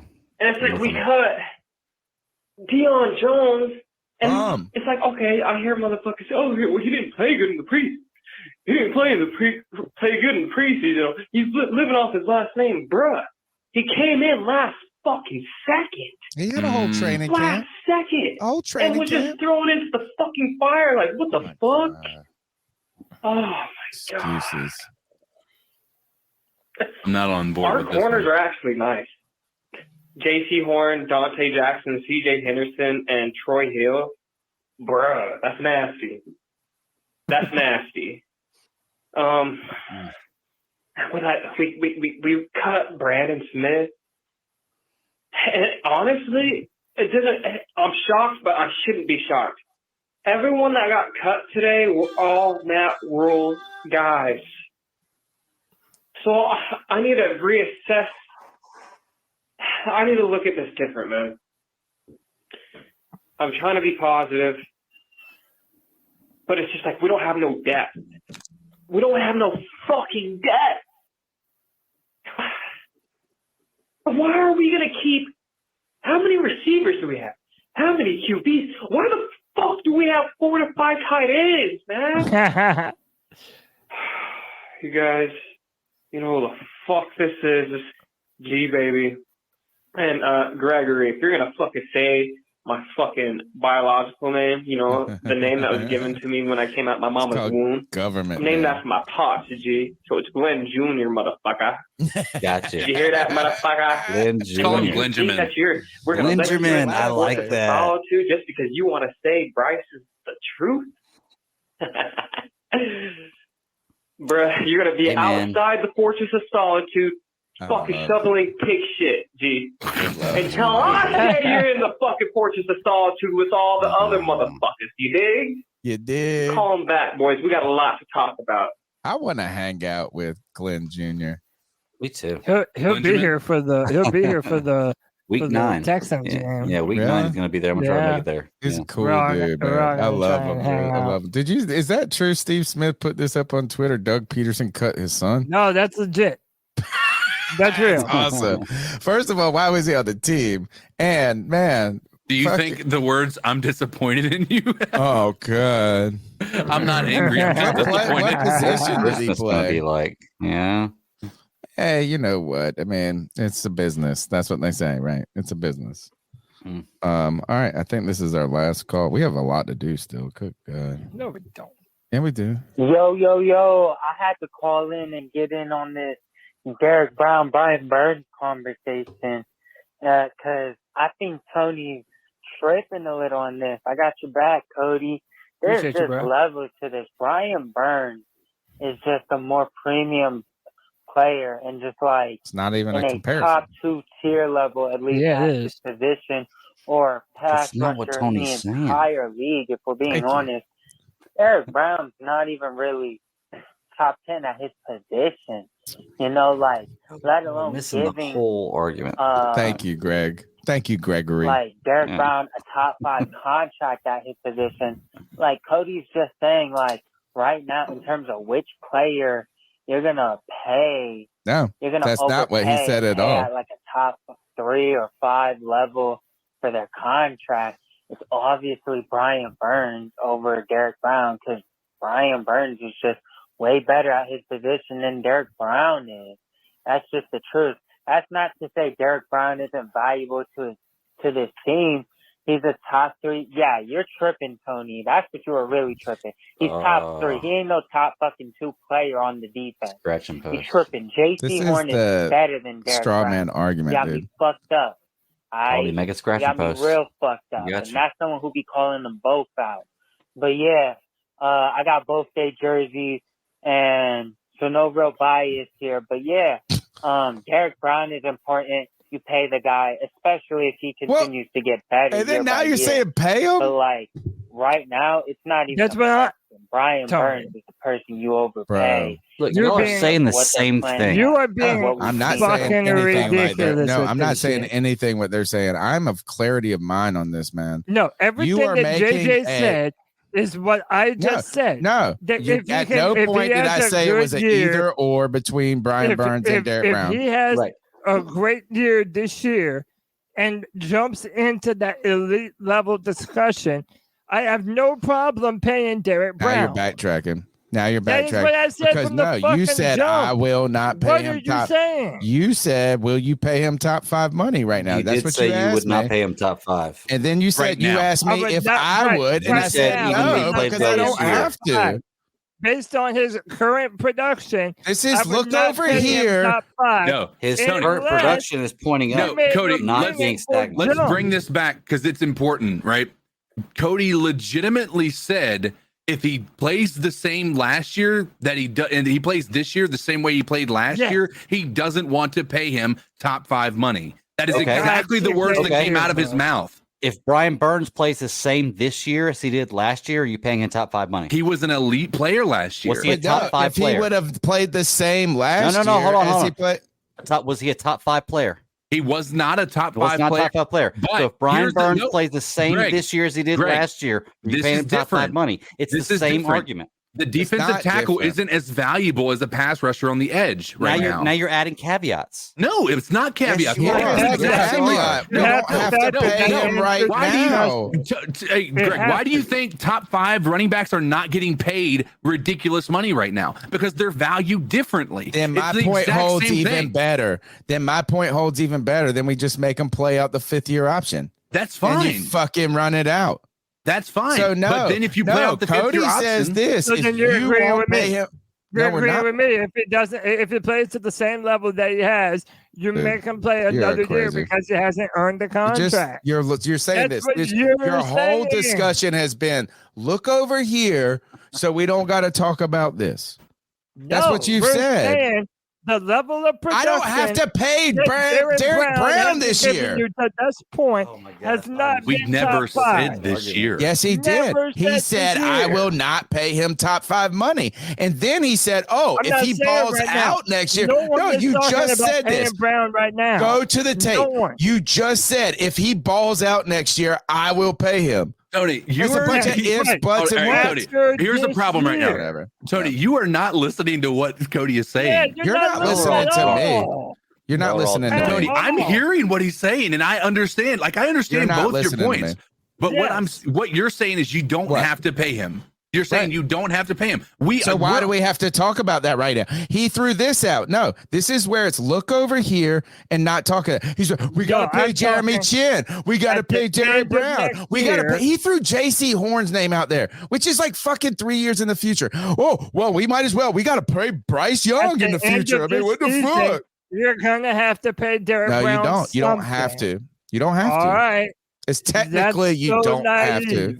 It's not. You're right. You do not have under contract. Tony, so you're if the he one that wanted to pay Brian Burns the year before because it would limit the amount of money that we would have to pay because him. I think, but look, then we can have that conversation next year. Yeah, when do you think that conversation is going to happen for Derek Brown? You keep saying it's top right 5, around bro. the corner. We can pay top. We can, but you know what? We could extend Derek Brown right now, and he wouldn't get paid top 5. Take that. All right. I promise you that. Someone else will pay him. I promise you that. No, why do you think Chris Jones is sitting out right now? Will pay him. That's a problem. So if we cut him, they're going to pay him top 5 money. Ooh, you crazy as fuck. Which one? You out of Derek Brown, but no, we're not cutting him. You're out of your mind. He better be a top 5 defensive tackle. I don't know if they would pay him. I don't know if he would get paid top 5. To be fair, I do know he would be top 10, 100%. Cody likes to always do this. He'll be like top 5, top 6. Man, fuck that, dude. That's like we don't the have going rate. That's the going rate. Whenever a player Out of your mind. comes up with their time to be paid, they end up paying. You have to pay them as much as they're worth. Here's where Cody's right in this. A couple of reasons, right? If Derek Brown were cut right now, he is the best defensive tackle on the market available. And Ndamukong Suh. Nope. Take that. And Ndamukong Suh is not better right now. And he's old as fuck. But we wouldn't cut him. I mean, it's kind of a stupid thing. But no, paying him top 5 right now is unnecessary. CK. Right, but Tony, your question. Let's look at this in a vacuum for just a second. Your question was, if we cut Derek Brown right now, there would be another team that would pay him top 5. And the question is, there's a potential that there would be, because he would be the best defensive tackle in the entire league that is available. Meaning that if somebody needed a defensive tackle, or if maybe there were 3 teams that needed defensive tackle, there is a bidding war and they will go after him. He may not be top 5 in the league as far as defensive tackle, but he is the best one available and people will pay for that. But that's what we're talking about. That's the same reason Brian Burns would get signed right now. Yes, the same reason exactly. Brian Burns And here's the whole point, 5. though. Yeah. The whole point is continuously, Cody says, look over here so we don't have to talk. That's what you're doing. That's about what you're doing. No, because you said this is that somebody else would pay him. Guess when somebody else would pay him? In 2025. At the end of next season. No. So going into 2025. 2 seasons, dude. We have 2 seasons. Dude, we have this year and next season. No, 2 full seasons. No, you have 2023. And that's it. And Derek 2024, Brown, bro. I'll bet you anything Derek Brown is not going to play on a 5th year. I bet you money. I bet money. Money down. I bet money. Listen, I will disagree with you on that, Cody. I bet you money. No, because he just keeps saying shit like this. If all he night, doesn't, bro. if he doesn't get a contract next year and he plays on a 5th year option, my guarantee is he's either going to be playing on a franchise tag or he's not going to be playing as a Panthers after his 5th year option. But I do think he plays in his 5th year option regardless. But if we decide that we want to keep him, it's going to cost us a hell of a lot more money after the 5th year option than it would be if we signed him next year. That's exactly what he's been doing all night is look over here. He said, I bet he won't play on that. That's another fucking disguise. At the end of 2023, Brian Burns, you're essentially, if he has a season, so is Brian Burns going to sit out this year? No, if Derek Brown has a season that was similar to last year, then you're ready to pay him. No, it's just what CK said. If he is able to hit the market then someone would He trade for him. can't for Somebody, 2 years, homie. I'm telling you, This is wordplay. Timeline. I don't care. This is just wordplay like because Dexter Lawrence, just like Quentin Williams, they're not going to play on that 5th-year option.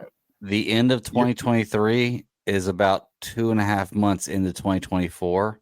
The end of 2024 is about 2.5 months into 2025. Thank you. So We that's a have little so wordplay much you're doing there. fucking I see what you're thank trying to you, do there, Greg. but thank you, Greg. I'm not going to fall for that. No, thank this you. season is the determining factor that is Which going is to when? provide What year is how that? much Brian Burns gets paid.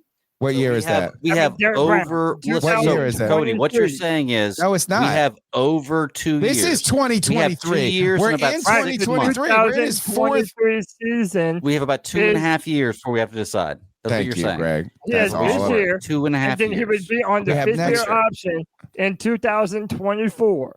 What I'm saying is he's not going to want to play under that 5th-year option, just like Brian Burns isn't You're right now. assuming that, Hey, man. Jeremy, You're just tell me what making a team big you're a fan of, assumption. and we'll fucking come and look at your people bickering about your You're probably look, I think he's a Bears fan sitting here going, "We're He gonna is a Bears fan, but Guess what? You wish you had Bryce Young, motherfucker. They do got DJ Yeah, Moore. 100%. Wait, hold on. Is a Bears fan complaining No, about we're not our usually podcast like about- this. We're in a heated Yeah, argument where we're where's your turning on each other right now. We're devouring our own, Jeremy. So no, and JJ, I'm not tripping, man. Look, call me when you can serve. And by the way, the chat room loves it. It's 120 people right now. All right, They all like right. it Let's when, get. Those are all the when calls, Dick Jeremy. Copper's You know what? I wanted Justin Fields that year instead of J.C. Horn.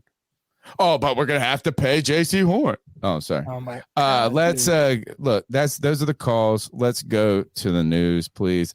We got to look around the league real quick. There's a couple of things, and guess what? We're going to talk about Chris Jones holding out, but he's not in his 5th-year option. He's already signed a whole fucking extra deal, and you're going to be like, "Well, look at what Chris Jones is doing." No, I mean he's already proven himself. Hey, you know who's going to be interesting? Sauce Gardner. I think after this year, he's going to demand to be paid if he plays well. Hey, Tony, 1 point before we leave the Brian Burns conversation right here. Oh, wait. Oh, I started. Where'd I start at? Here we go. Brian Burns' PFF score was 64.5. Brown was 84.4. Some of you casuals just keep looking at sacks. Just go back to Star Latula. Oh, yeah. And PFF. And PFF is the holy Bible of all football. Okay, you're right. It is when it works out in your favor. Brady Christensen. Every single person, every single person in your favor. It's definitely the end all be all. That's Mine what too. PFF is When it ends in for, your to favor, confirm it's your own biases. Anyway. Don't worry, we've got you for that.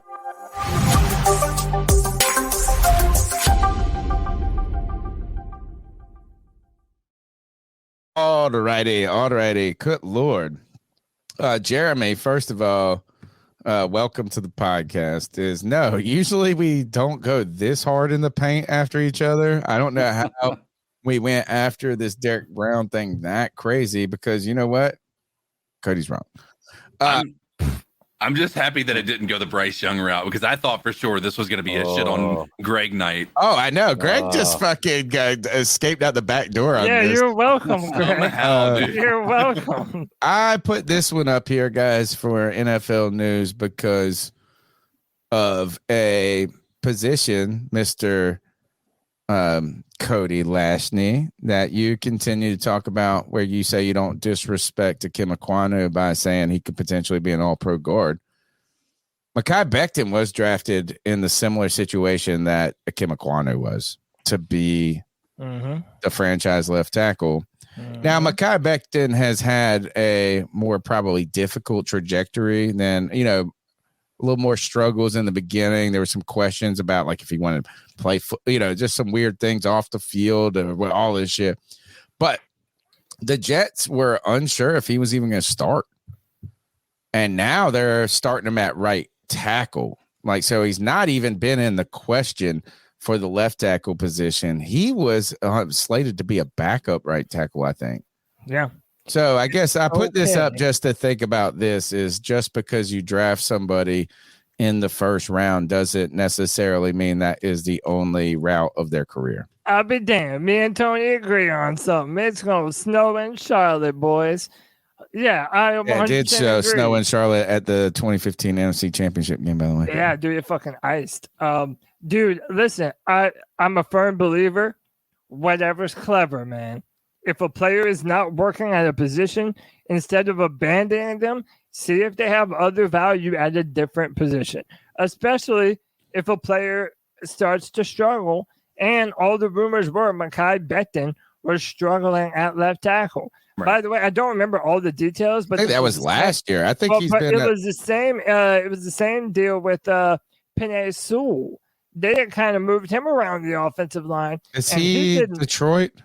Yeah, the Detroit Lions, and I forget where he ended up settling. I don't remember if it's left tackle or right tackle. Was he the same year as? Who was he the same year? No, as? he was the year as Derek Brown, J.C. Horn. Yeah, J.C. Oh, because he came out the same year. The San Diego, the Los Angeles Charger guy. Remember the guy that? Oh yeah. So it's Derek Brown. There's 2020. It was Penei Sewell, and who was the Charger one that had the short arms? That turned out to be like an All-Pro. And Rashawn Slater. Yeah. Yeah, and Justin Herbert was in that draft. Yeah, that was 2020. Oh man, you know what? Would you pay Penei Sewell top 5? You got to. You only have a question. That man, if he plays the same as he played last year, bro. I'm sorry. Next. All right, moving on. Jimmy Garoppolo. Well, Trey Lance. You want to speak about 2020 being a fucking weird year? I saw this. 2020 was a bad year to risk your chips on a quarterback. You had Zach Wilson, Trey Lance, Mac Jones. No, Mac Jones was the next year. He was the Fields year, I think. Yeah, Trevor Lawrence. But I wanted. Yeah. I was so hungry and thirsty for a quarterback. I would have taken all of them bitches. How did the 49ers miss and whiff on these picks? A lot of first round picks these guys have whiffed on. The Niners? Yeah, it was a couple of shows ago. The Raiders. No. So Jimmy Garoppolo is talking about the Trey Lance situation. That's what the news is. So Trey Lance was traded from the San Francisco 49ers to the Dallas Cowboys. And Jimmy Garoppolo, who was all part of that. Remember, Jimmy was on that team at the time. It's all weird shit. It's just been bizarre. And so he said this is just a weird situation. Trey Lance, though, if you think about it, they've traded like 3 first rounds or 2 first rounds, remember? And they've already given up on him, which is, I think, fine. I think you cut bait when you don't think it's right. I was thinking back about those times. I wanted him. I was like, I wanted Zach Wilson that year. We were just so hungry and thirsty for a quarterback that you would have done anything. I think it's crazy that they are able to still sustain such a top level team, and they missed on Trey Lance, which they traded multiple picks. You go back. I was trying to think of it. We were having a discussion a couple of weeks ago, Cody, about the defensive tackles that haven't worked out. They had Solomon Thomas on that team, right? Wasn't he a 49er? And now he's a Jet. And then there was another one, was Kinlaw. Yeah, Javon Kinlaw out of South Carolina. I was a fan of him. That was the guy I was trying to think of that night. That was the raw prospect. Was that the Derek Brown year? I'm not sure. So anyway, I know at one point they had it was the Derek Brown year. Yeah. At one point they had like 3 of their 4 defensive linemen were all top 5 picks. Yeah, and crazy. Then they got the Watt or the Bosa guy, right? But they also had a couple. Man, if you think about it, the 49ers had the one. This is going back. I'm reaching back into the well. Do you remember he played for the 49ers? Then went to Dallas. He was the one that got arrested for like saying bomb at the airport or whatever. What was his name? He's and then they had Reuben Foster, who was a linebacker they picked in the first round that got a domestic violence charge and then went to the Washington Commanders. I just think it's crazy that they've missed on first round picks and continue to have so much and of continue a to have squad. John Lynch as their GM. Like it's quite and he's honestly, genius too. Maybe it's a testament to him. Maybe, but I think at the end of the day, like that Trey Lance thing should have gotten somebody fired. I mean, I think we if you were heard in the they were NFC divided Championship game about it. last year and you weren't projected to probably win the NFC this year, it would probably be a little different. Think about if they were hitting on those, though. Think about this, like how if they actually had like a Patrick Mahomes, dude, that team would be just unbelievable. Jay Thomas got it. Alden Smith is the guy I was thinking of. Yeah, I don't think that if you kept all those players they drafted right now, they would have the team they have right now. I think that not those players being bust and not having to sign those players to big term contracts is a was part of able the to put reason them in for the their position they're in Interesting now. point. They wouldn't be able to have CMC or Debo or any of these guys if they didn't I can see have that. if they signed those That's a guys good to point. big deals. Good point. All right, what's next? Next, Jimmy Graham makes the 53-man roster for the New Orleans Saints and looked pretty good, at least in their preseason outings. He caught a touchdown in the last game, but didn't he get like arrested or something for being Yeah, but like, they're saying crazy? he had like a mental breakdown or something like that is the word on the street. Like what? He tripped some mushrooms and then go out into New Orleans or something? No, I don't even know if it was like I think it was just honestly a medical issue. But dude, I saw him on Pat Panic McAfee attack? a couple of months ago, and he had been sailing around the world. Like Nice. he was doing cool shit. I don't really know what caused him to go back to football. All I'll say is this: I will miss the hell out of Thomas Davis owning this man's soul. Well, guess what? Because You got Jeremy Chin doing it this year. He would beat up on some Jimmy Graham, man. I will never forget that. Jeremy Chin's going to do that to him this year. Next up is, this is probably the biggest story, or has been the biggest story in the NFL, is how would this unfold? Jonathan Taylor really pushed hard. You want to talk about, was he a second round pick or a first round pick? Is he fighting the whole concept of the fifth round, the fifth year option? I don't know if he was a first round pick. I don't think he was. I think he was a second. I'm not sure. But Jonathan Taylor has been arguing and pushing back against not only the Colts, but Jim Irsay, who is the head. He's the representative for all the coaches for the NFLPA. And Jonathan Taylor tried to seek a trade. He kind of went, this is kind of falling a little bit. Who's the guy from the Chargers that did this? Eckler. Yeah. It's like he's like a better Eckler, right? Like, Yeah, so he's a he's an second-round pick. Yeah. So, and he's trying to get trade. He didn't, they set the asking price. But what I think is wild about this, how did they just put these guys on the PUP list? Do you remember when they got into the fight and then all of a sudden he was listed as having a back injury, and then Jonathan Taylor said, or ankle, and he was like, I didn't hurt. He came out and said, I'm not hurt. Like, how do these guys use the IR to like fuck these dudes? They're like, we found a pimple that's infected, IR. Well, I kind of think that they're probably doing it to try and trade him, right? Well, now they have till the 31st to trade him. The thing is, though, if they're going to do that, you want them to play the first few games. Like, the thing is, if they put them on the NFI list, that's when they're really trying to screw them, because then you're but he did have then a you're 6 games non-football. out no matter what, and you don't get paid for it. Like on the PUP list, you at least get paid for those games, and you're out 4 games. And he was going to try to sit out. A lot of guys trying to sit out right now. Not Brian Burns, though. So we'll watch this. What's next? I saw this all over the place, and I don't know exactly why. I mean, I do, I guess, because he got almost dead. He almost got dead. But I almost feel like this is like, is it that wild that I thought he was a good player before he almost got dead. I mean, he was starting for the Bills last year. Yeah, I think he was starting through injuries though, but I think he was one of those guys who, when he made the team last year, it was like one of those bubble guys that could have very well not even been on the team During the 53-man roster cut down. But I mean, I think that it's I would have I'm trying to do this in the most sensitive way. I don't know that even if he was playing badly in training camp, I don't know that they would have been able to even cut him. That's what I was thinking too. No, and that's like why I was kind of weird that this story was such a big deal. It was on every news site. Right.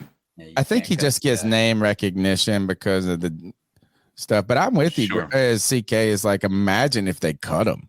Imagine if this headline was DeMar Hamlin cut after risking his life. That's what I would write my headline. DeMar Hamlin cut after risking his life for the Buffalo Bills. That would be my headline. Yeah, that's probably an accurate one, and that's probably what would be in every, especially in Hire Boston. me, They'd folks. be putting that out there. Yeah. All right, what's next? Oh, yeah. Dude, I saw people going about this saying, look, as we need help at wide receiver. Chosen Anderson has been released from he didn't make the team for the Miami Dolphins. And I was already irritated that I'm just over Robbie Anderson. Yep. I'm just over it. You know what I'm saying? We overpaid him. Matt Rule hooked him up. Still paying him, by the way. Right. I liked him at the time and stuff, but I'm just like, but then I saw this Joe Person tweet, CK.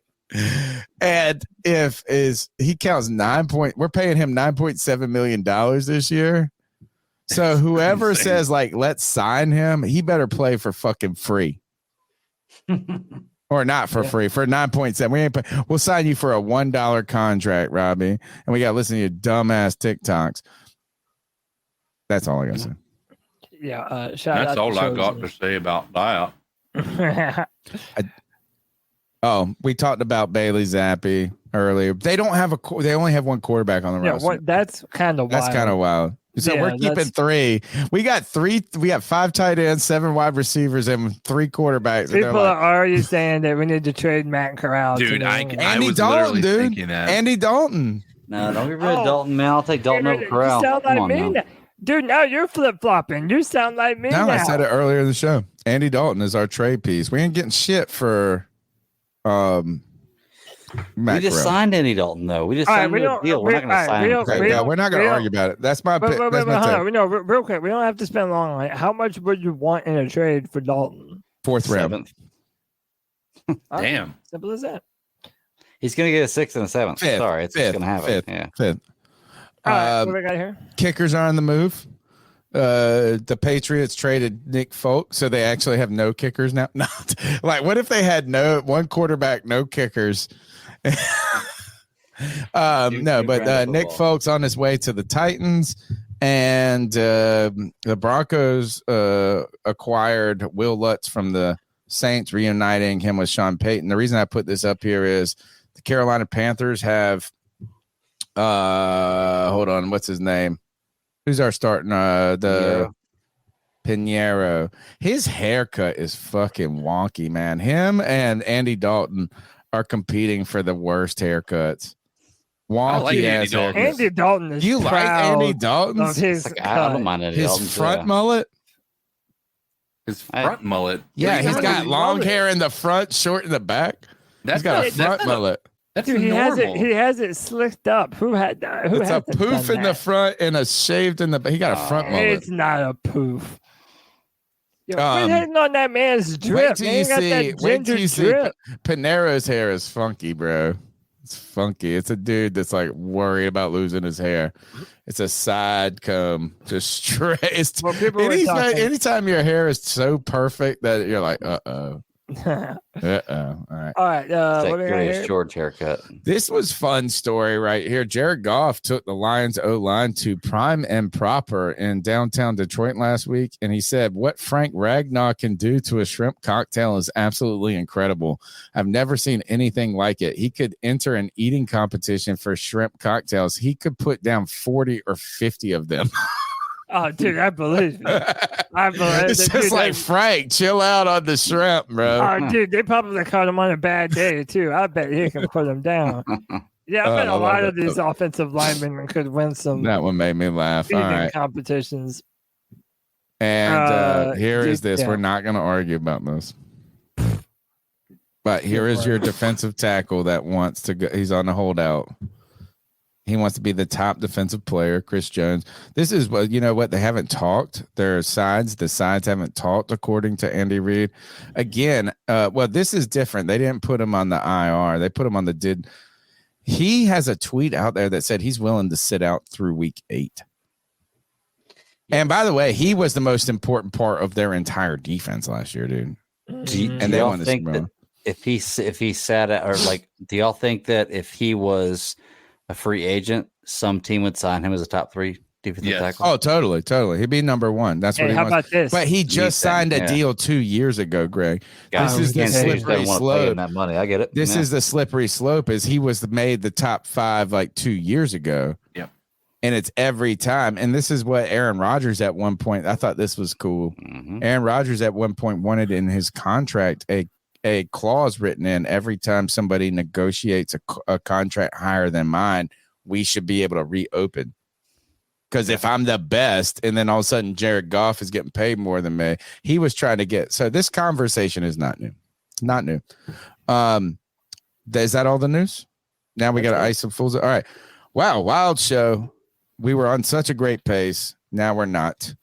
You're listening to the C3. Yeah, you're listening to the C3 Panthers podcast brought to you by CarolinaCatChronicles.com every Tuesday night into the wee hours of Wednesday morning. We chop up the latest Panthers news and opinions from the fan perspective. Sub up, smash the thumbs up button, subscribe, call in, all those things. We'll have the post-game show. We got a lot of content coming, but we got one last segment, the longest running segment on the longest running Panthers podcast. It's time to ice some fools up, Cody. Eyes up.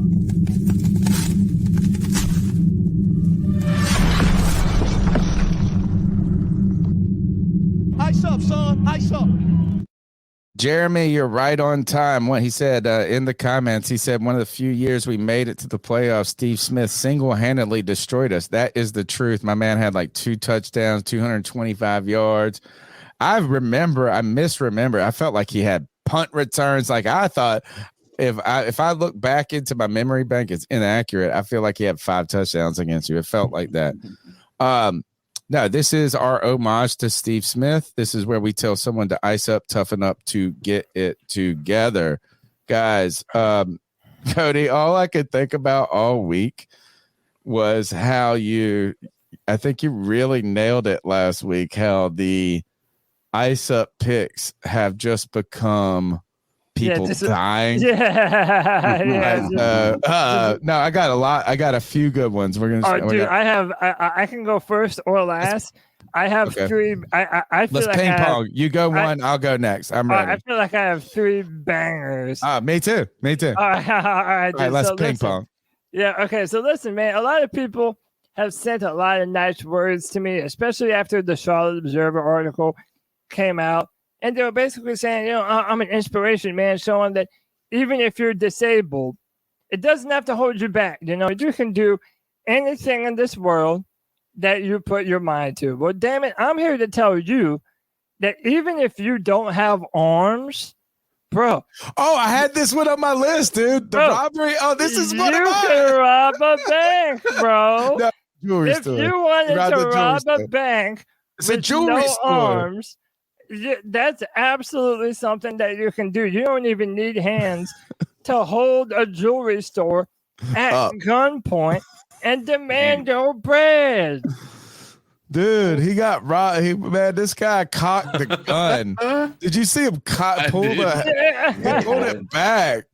Yeah, I had that one queued up. It wasn't one of my tops, so that's great. Yeah, that was badass, though. Oh, wow. What a legend, man. Hey, anything is possible.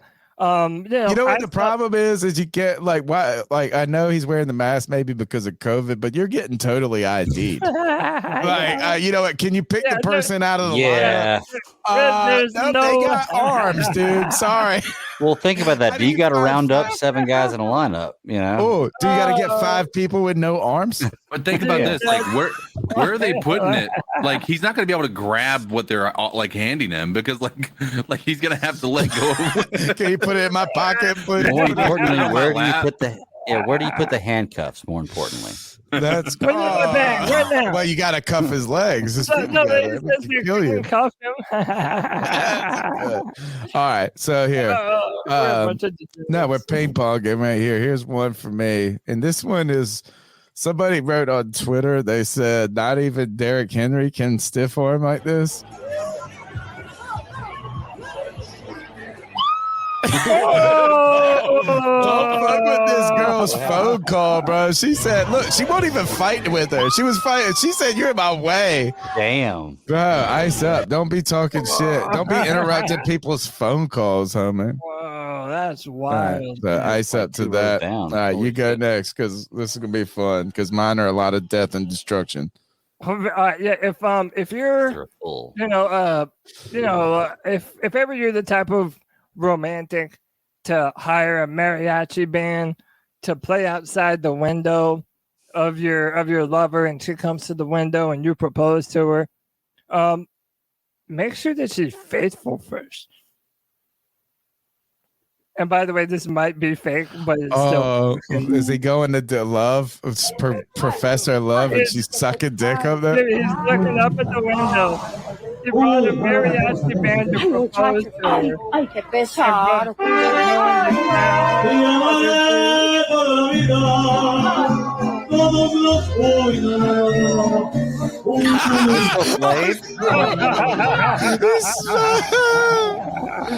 Oh shit! I think he grabbed the back of her head at that point. Yeah, he was holding on. He was holding on to the ponytail, bro. Did I show you the guy that got stabbed in the vape shop last week? I want to make sure I don't repeat these. I got some good ones for it. Man, I can't. Man, I was like, oh god. You probably shouldn't go too graphic. Oh no! Watch this shit. Watch this shit. No, I will show this. It's like fuck around and fight. Don't rob shit if you ain't ready to fuck around and find out. Why are you guys wearing masks? So, can you hear it? Kind of. Hold on. Oh.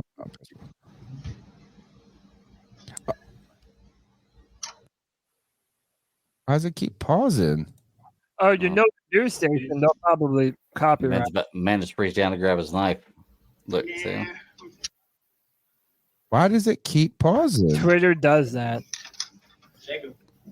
Look at this. So this one guy distracts. He steals this change jar. And look, it keeps pausing. It's never done this for me. It does. I know it did it to you. Watch this shit. My man said, I'm dead. He said, I'm dead.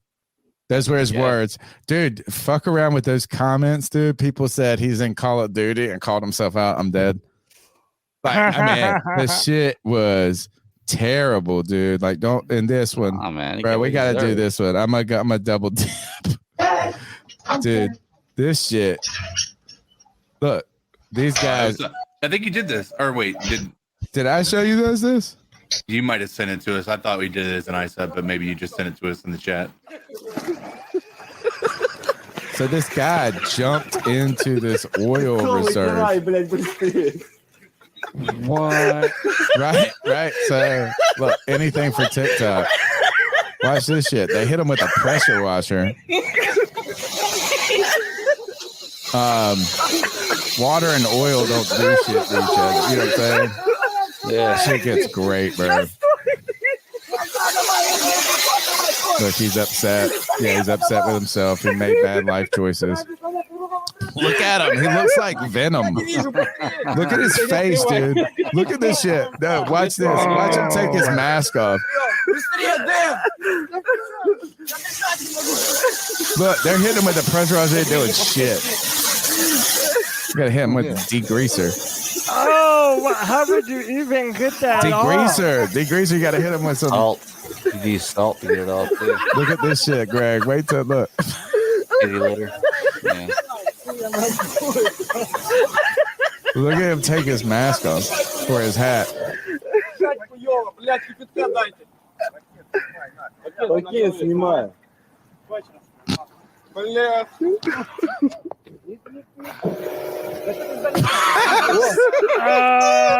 Dude. Bro, what a fucking dummy. Dude, someone could think he's wearing blackface. Oh, you know what? I actually tweeted that. I said, way to take blackface to a whole fucking level. Somebody put this is that he could have actually, thank God that he got out. Because the way the density of the oil is or whatever, and the viscosity, like he could have drowned up in that bitch. Right. Yeah. I was like, oh shit. Bro. All right. You're up. All right, my final one. This is to all the ladies out there. If you ever find yourself wanting to go on the stripper pole, one at a time. Oh, self-installed. That was the problem. Oh no. Awesome. And they're all like, oh shit. Like they had no idea that would have happened. Who's paying for this shit? They're like, Ice up. you just broke your window, bitch. I ain't paying for it. All right, here comes. I'm coming right back at you with this one. Be careful when you try to fuck up the elevator. I almost did this one too. This What guy a pissed all dumbass. over the control thing and then got himself stuck in the elevator. He shorted out the whole. Look at the sensors; they all go. He peed Look, then the all. lights start to flicker. Stupid ice feels up, bad. man. It feels Ice up. bad, dude. I got Feels one more. bad. I got one more. A good one too. Hold on. Oh, let me see. I think. Oh, I got two actually. Sorry. I'm sorry, guys. I gotta do them. This one is like, be careful taking your mistress out in public.